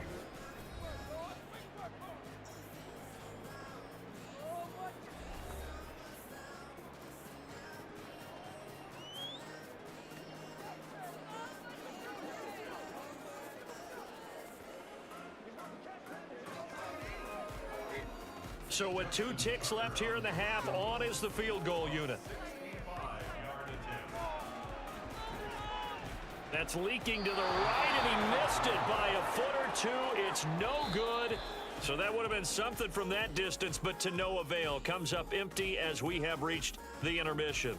As we'll send you down to Orlando, and we check in with Jonathan Coachman for our EA Sports Halftime Report. Coach. Okay, Brandon, thanks very much. Back to you guys in a bit. But first, we welcome everyone to our EA Sports Halftime Report. Here, it was the always dangerous Saquon Barkley with the impressive first half. He chipped in a couple of touchdown runs as he was running with determination right from the word go.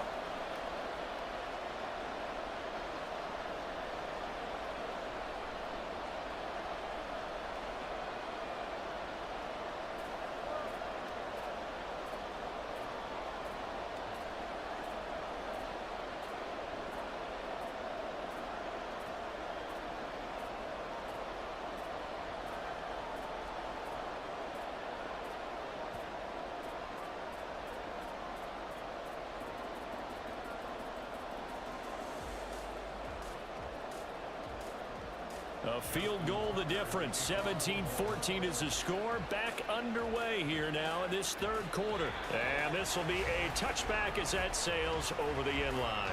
Out come the Eagles now as they'll go on offense first here in the third quarter. This offense set to begin the third quarter. And, Charles, if they had a checklist of things they wanted to accomplish in the first half, certainly at the top of that list would be having the lead, and they've got that here. That's always the most important box to check, isn't it? But also, they've had some success in their passing game, so probably an empty box establishing the run. They're on pace for fewer than 100 yards in this one. So now they want to make sure that they get that going so they truly have a control in this ball game, and down the stretch, being able to be balanced. Either throw it or run it and try and win this ball game. So from the 36 now, 1st and 10.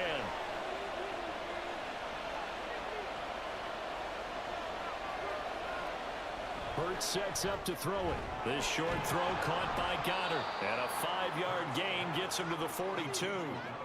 They gave up the completion there, but this is what zone defenses count on. Catching the ball and not much run after the catch. From the 42-yard line, here's 2nd down and 5.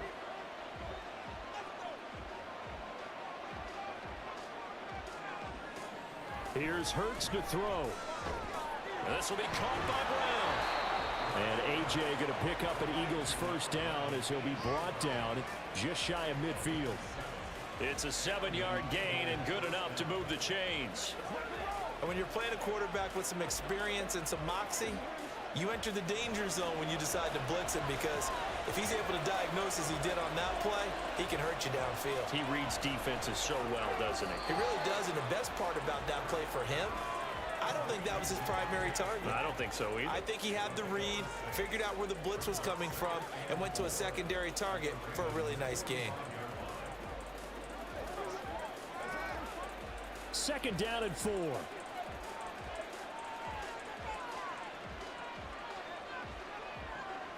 They'll look to throw again. He finds his tight end, Goddard. That's complete. And Goddard going to have an Eagles first down as he'll be brought down at the 37. It's a gain of 8, and it'll wind up moving the chains.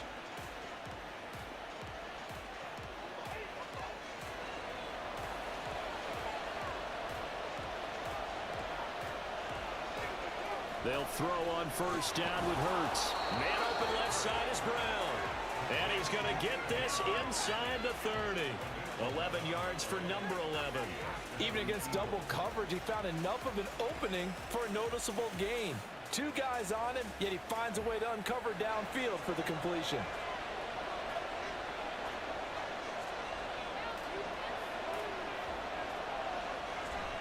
A first down carry for Barkley. And he's going to take this ahead for right around 3 yards, but no more than that. 2nd down. Some of the most unselfish players on any football team, defensive tackles, because we ask them to just eat up blocks and allow other people to make tackles. But when he can make a play himself, as we just saw there, that's a big day. 2nd down. Here's Hurts. Throwing over the middle, and it's incomplete. Anytime a ball's thrown in the middle of the field, it's popped up in the air, I expect someone to catch it. Doesn't matter whether it's offense or defense, because there's usually a great amount of bodies in that part of the field. In this case, no one came up with it. An 8-play drive to this point. So here's play number 9 on 3rd and 7. Out of the gun, they'll look to throw. Able to find the open man. That's complete. Touchdown, Eagles. Jalen Hurts finding A.J. Brown. And the Eagles take the opening kickoff of the third quarter and drive right down the field to extend their lead. Circle that drive because that might be one to remember. Well executed to give them a little cushion. Well, let's take it into the boxing ring. You talk about them commanding it, keeping the fight where they wanted to, whether it was in the center of the ring or putting them on the ropes because it was jab, jab, jab. And finally, the haymaker to put that drive away. Elliott good on the extra point, and his guys will take a 10-point lead.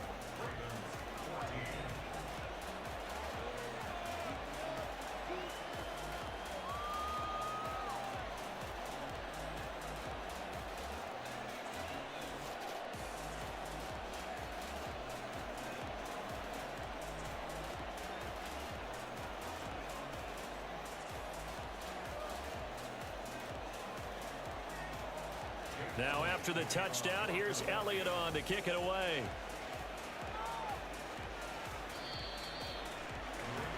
The Ravens offense getting ready now for their first possession of the second half. Well, the opposition laid down the challenge and opening drive touchdown here to start the second half. And Charles, now you feel like this group needs to get an answer because this all of a sudden is a two-score game. Yeah, you're right about that. What was a small, manageable spread to overcome?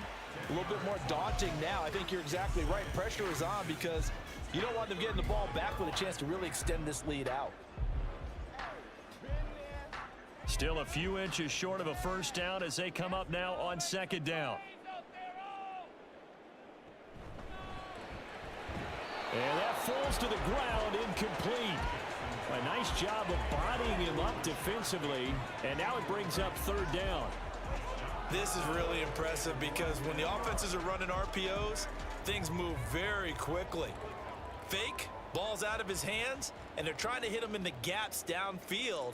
And instead, the defender reacts so well that he makes a play on it, and the ball falls incomplete.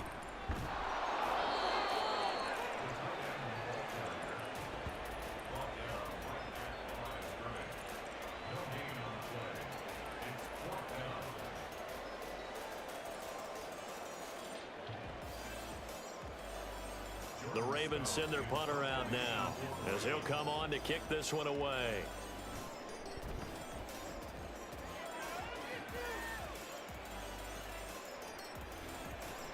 Good open field tackling there. A 50-yard punt followed by just a 1-yard return. And the Eagles will be backed up deep to get the drive started as they take over 1st and 10. Eagles offense and A.J. Brown headed back out there. Previous series, definitely a focal point. 3 catches, the touchdown grab. As a DB, or former DB, is there a number of catches on a drive you're like, oh, he got the best of us? I'm not sure there's a number, but there's a great feel. And what he did on the last drive, yeah. Especially with a touchdown. Yes. You're never happy. You're exactly right. The way he capped it off. So you feel that at the sideline, and now you're looking at your buddies and saying, okay, what are we going to do to take things away from him? Because I'm not sure the other guys can make those sort of players. So let's make sure that we don't let him get going again. One play has him up past the 40 already, and another 1st and 10. They'll look to throw here. He's got his tight end. It's Albert Okwuegbunam. And they'll get to him after a gain of 7 to the 47.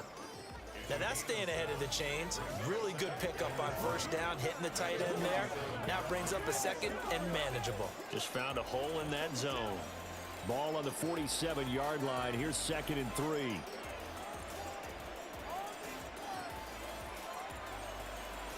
He'll look to throw. He'll find Paris Campbell. That's complete. And he's out of bounds as he gets this down to the 45. First target, first catch, and a 1st down.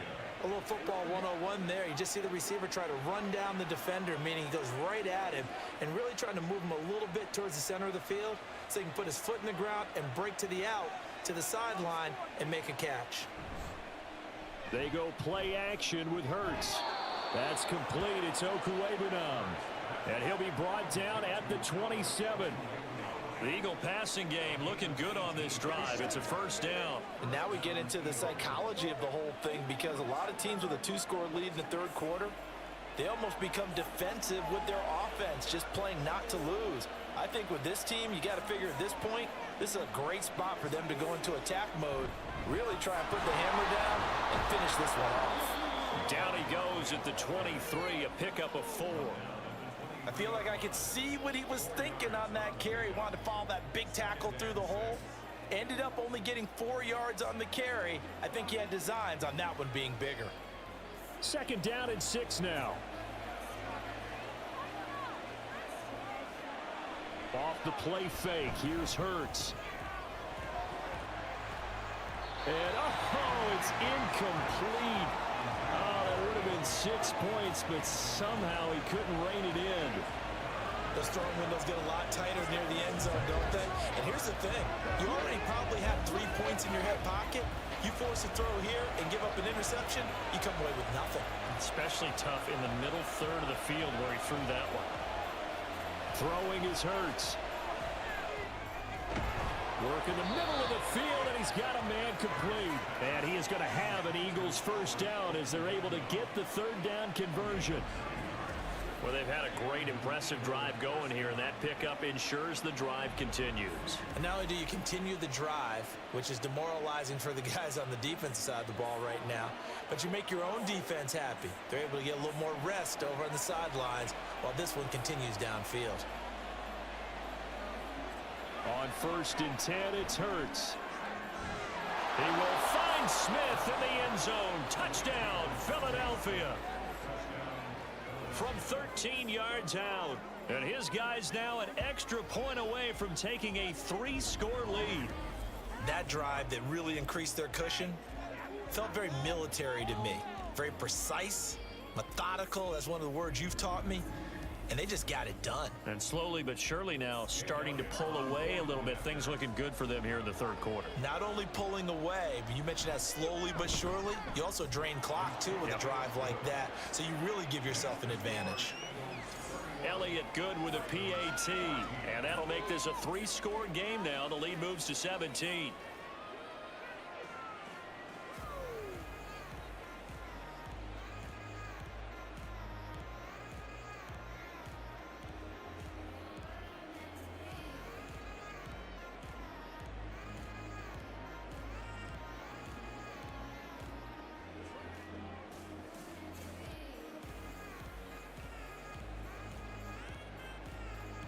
Now after the touchdown, here's Elliott on to kick it away.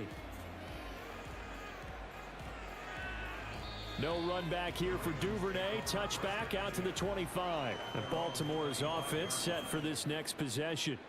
I kind of feel like they've reached a do-or-die point in this game, Charles. If they're going to try to pull off an impressive comeback, it has to start right here, right now. Yeah, now they've got a final chance to get out of this situation, but they also understand they've got to move the ball and move it fast. In addition, they need to save as much time so they can get 2 more possessions. They'd love to just strike back with a touchdown right here, and if it's a long play, so be it. But the main goal, get a couple of first downs, run some plays, run some clock, allow their defense to get a chance to catch their breath, settle down, and relax a little bit after they just gave up a score. And he tried to bounce it outside, but they'll stop him behind the line. Call that a loss of a yard, and things get a little more difficult here. 3rd and 5. You got to figure the further they fall behind, the more you think that they'll get away from the run. They're trying to stick with it, but the results, they just aren't there. This offense in desperate need of a conversion as they come up on 3rd down. He's got his target. That's complete. And he will have a Ravens first down as they're able to get the 3rd down conversion. Well, we talk all the time about playing situational football, and right now I think the scoreboard is dictating what they need to do. Where they are in this game, they've got to push the ball downfield, take their shots, try and get big chunks of yardage in a short amount of time. That was a nice play there.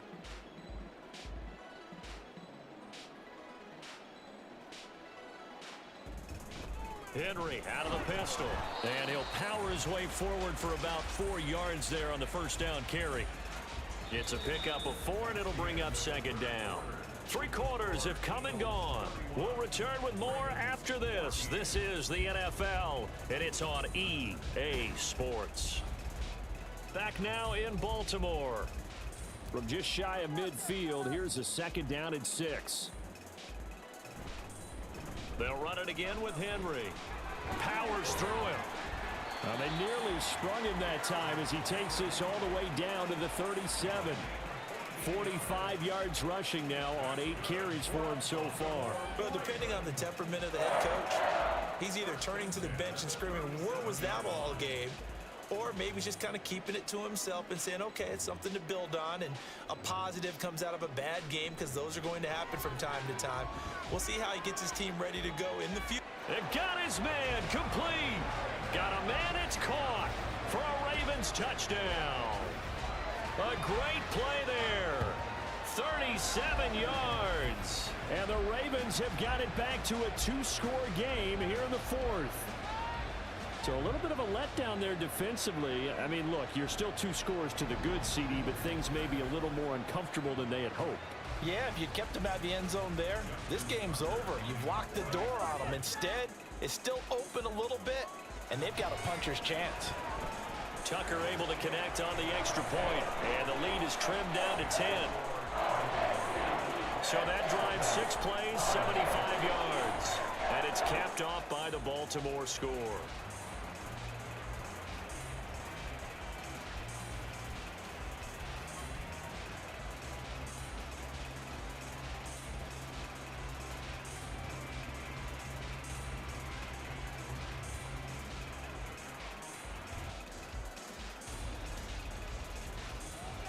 Tucker now to kick it away following the touchdown.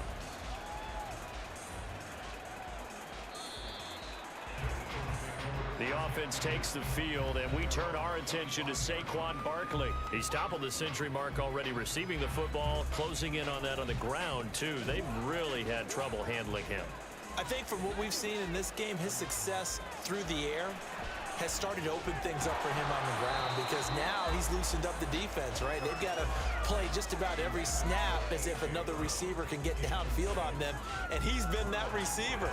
Now they bring him back to the backfield. I think his yardage running the ball will increase as this one goes on. Well, they might need to devote some extra attention to him, something just to stop the momentum he has.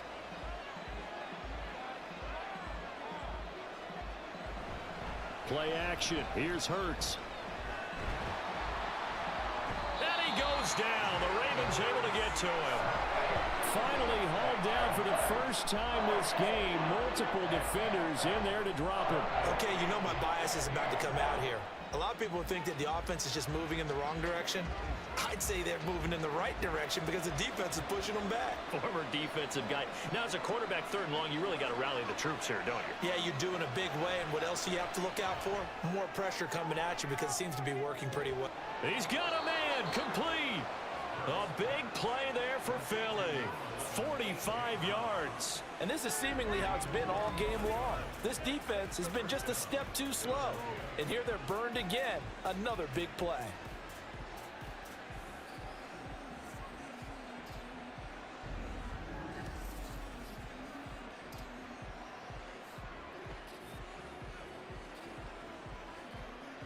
So that changes things a bit. Here's a 1st and 10 all the way down at the 35. They'll look to throw. This will be caught once again by Brown. He's tackled a yard short of the marker. Good gain of 9 on 1st down. They like going to him in the slot. He catches another one. I think this comes under the heading of, until they stop him, why not go back to it? He has something going really well. Great working relationship with the guy throwing the ball, and they keep making the connection. 2nd down, here's Jalen Hurts. He'll get that complete to Albert O. And he's going to be taken down with the 1st down at the Ravens' 13-yard line. Give him 12 yards on that one. It earns him a fresh set of downs.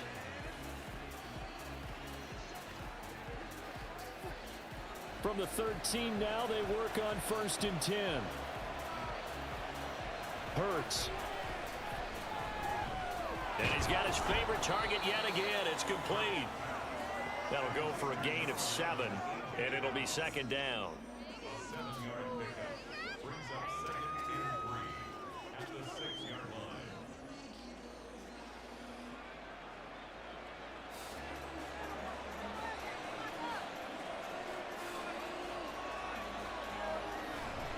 Barkley, inside handoff. And a minuscule gain of maybe a yard from the 6 to the 5.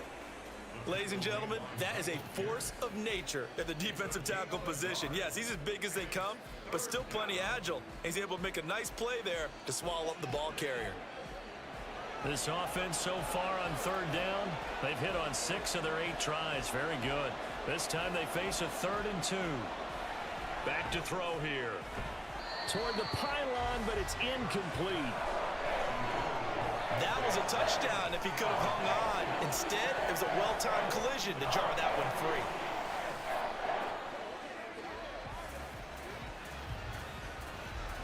And with things looking pretty good on the scoreboard, they're going to keep the offense out there and go for it here on 4th.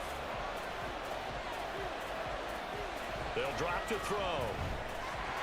And it's caught on the deflection. And this is going to be a touchdown. There was no going through the progressions on that touchdown pass. Yeah, nor was it necessary. His receiver won that route early, presented himself. No reason to wait. Go ahead and put it on him and score a touchdown.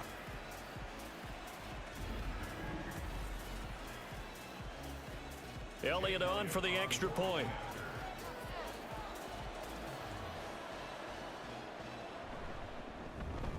And he's been a busy man, 5 for 5 now as he knocks another one through to extend the lead. So that drive consumes 9 plays all told. And it's capped off by an A.J. Brown touchdown.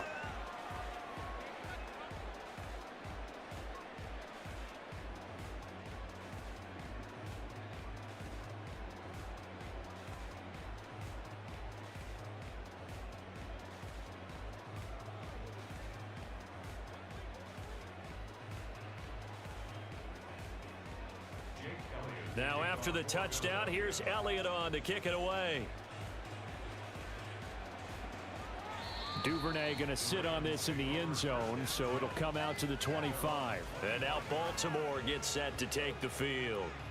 Well, this game, it has had no shortage of offense. They've been able to put up a decent amount of points on this side, Charles. They just have not been able to keep pace with the other offense they're going against here.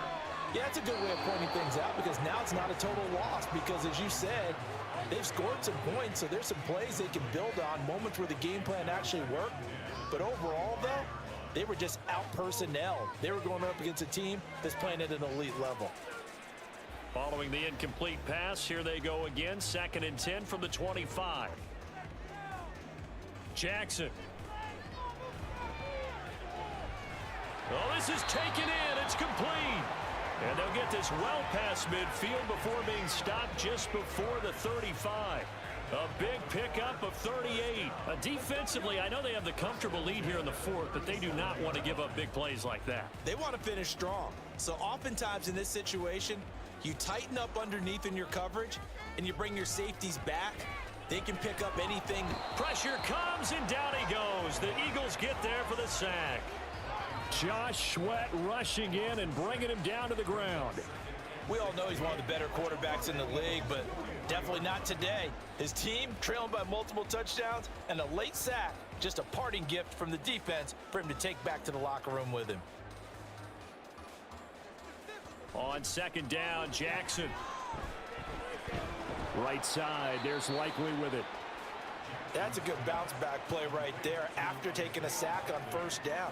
Didn't quite get it to the marker, but now they're in a much better spot for a 3rd and short yardage call. If you're the offensive coordinator, you like looking at that section a heck of a lot better than trying to figure out 3rd and long. Here now, 3rd and a yard. Off the play fake, here's Jackson. Pass taken in by his big tight end. And he doesn't quite make it, taking it within an eyelash. Dropped at the 1.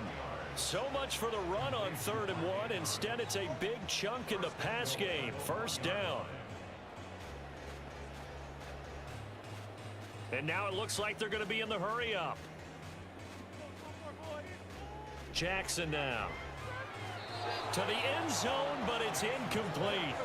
At this point, down big, you'd have to imagine this defense are just going to sit back, blanket the field as best they can. Yeah, this is actually the easy part of the game for them because, just as you noted, they can sit back, keep everything in front of them.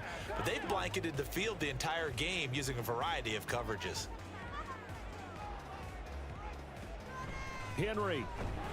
No signal, and now they say he did not get in. He is stonewalled at the 1.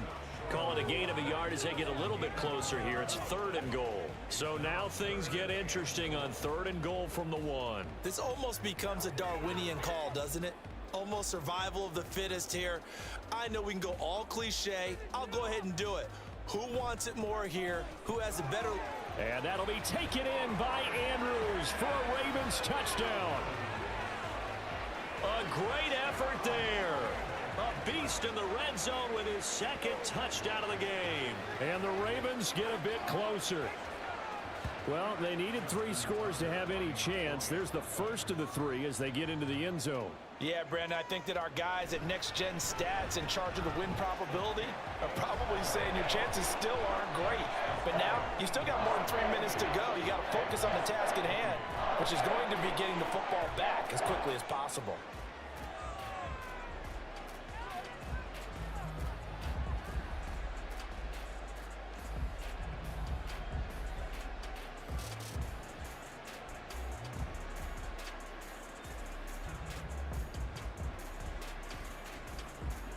Two scores down, 3 timeouts left. Still a chance if they can somehow get this one back. And the Eagles dodge a bullet. They cover it up. The 4th quarter, they felt like they needed the football back. Unfortunately, they couldn't get it. And I know we brought analytics into the game, and someone has said here that the data says that when a team's expecting an onside kick, 80% of the time, the team expecting it, they do actually recover the ball, which is what we saw here.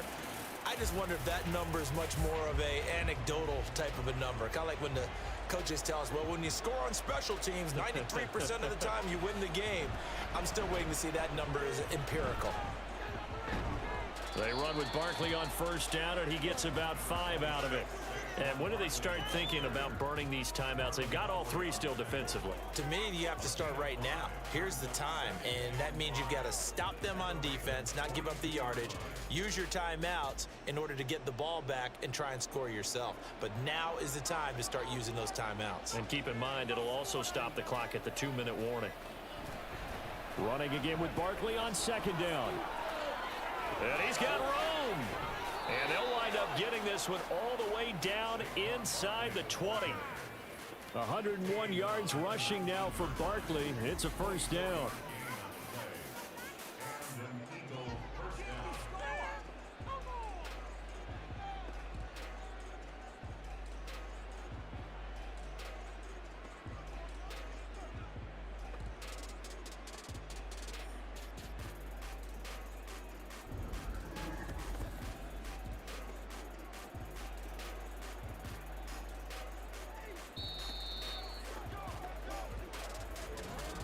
Two minutes left to play in this football game here on EA Sports. So it's Eagle football here as we get you reset. And no doubt what they're looking to do is just salt away the final couple of minutes and escape with a win. And now right out of the 2-minute break, we'll get a timeout used defensively with 1:56 to go.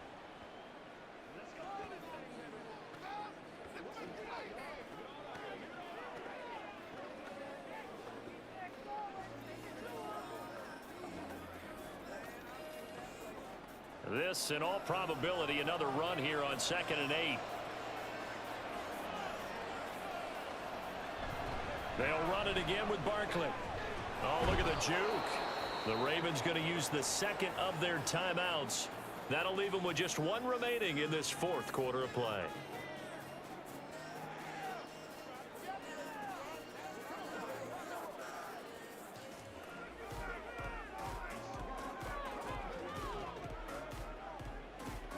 Third and 2.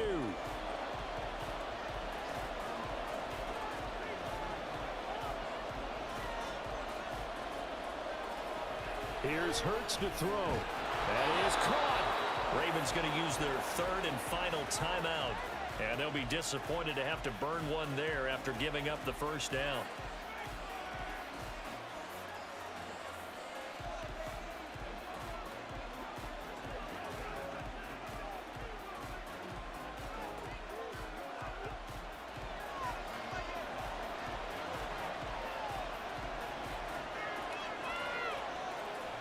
Game in hand, the offense takes the knee.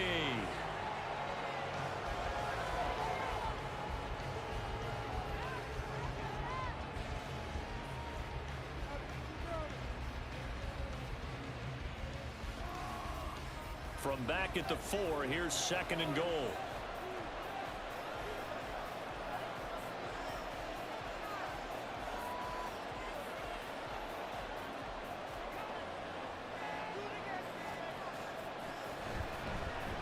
Here's a fake on the jet sweep as they'll go instead with Barkley. And he's in for an Eagles touchdown. Saquon Barkley taking it in from 4 yards out. And the Eagles are an extra point away from making this a 3-score game. And that right there is a definition of a statement drive. You're in the 4th quarter, trying to get to the finish line, and here they were able to hold the ball for a long time and move it down the field. And how about them finishing it off with the touchdown run? Winning football 101? Check that box. Elliott good on the extra point, and that'll make this a 3-score game now. The lead moves to 17.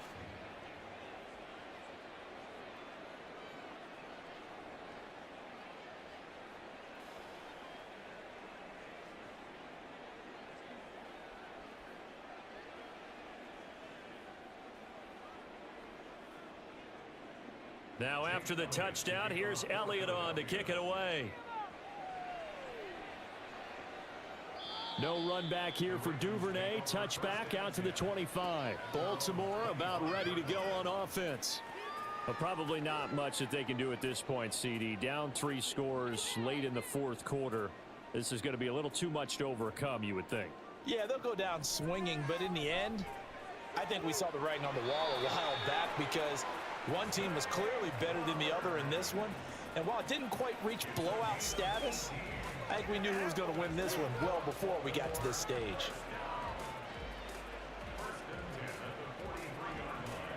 They're going to need to get up and set in a hurry. They'll throw on 1st down with Jackson. Blitz coming, and down he goes. Nolan Smith brings him down on the pass rush. Guys with his talent in the pocket aren't supposed to be getting hit like this, and you know an intense conversation with the offensive line is going to occur after this one. Might not be from him, but the offensive line coach will have plenty to say about this game. Throwing on 2nd and long. Jackson. A throw out wide, going to be incomplete. This has been a rough one, to put it mildly, for him, and after this one's done, you just feel like at the post-game press conference, this team's going to have a lot of questions and definitely not a lot of answers. An incomplete pass on that last play, and that means they'll need to come up with something here on 3rd down. Throwing is Jackson. And that's incomplete. Clock stops with 10 seconds left.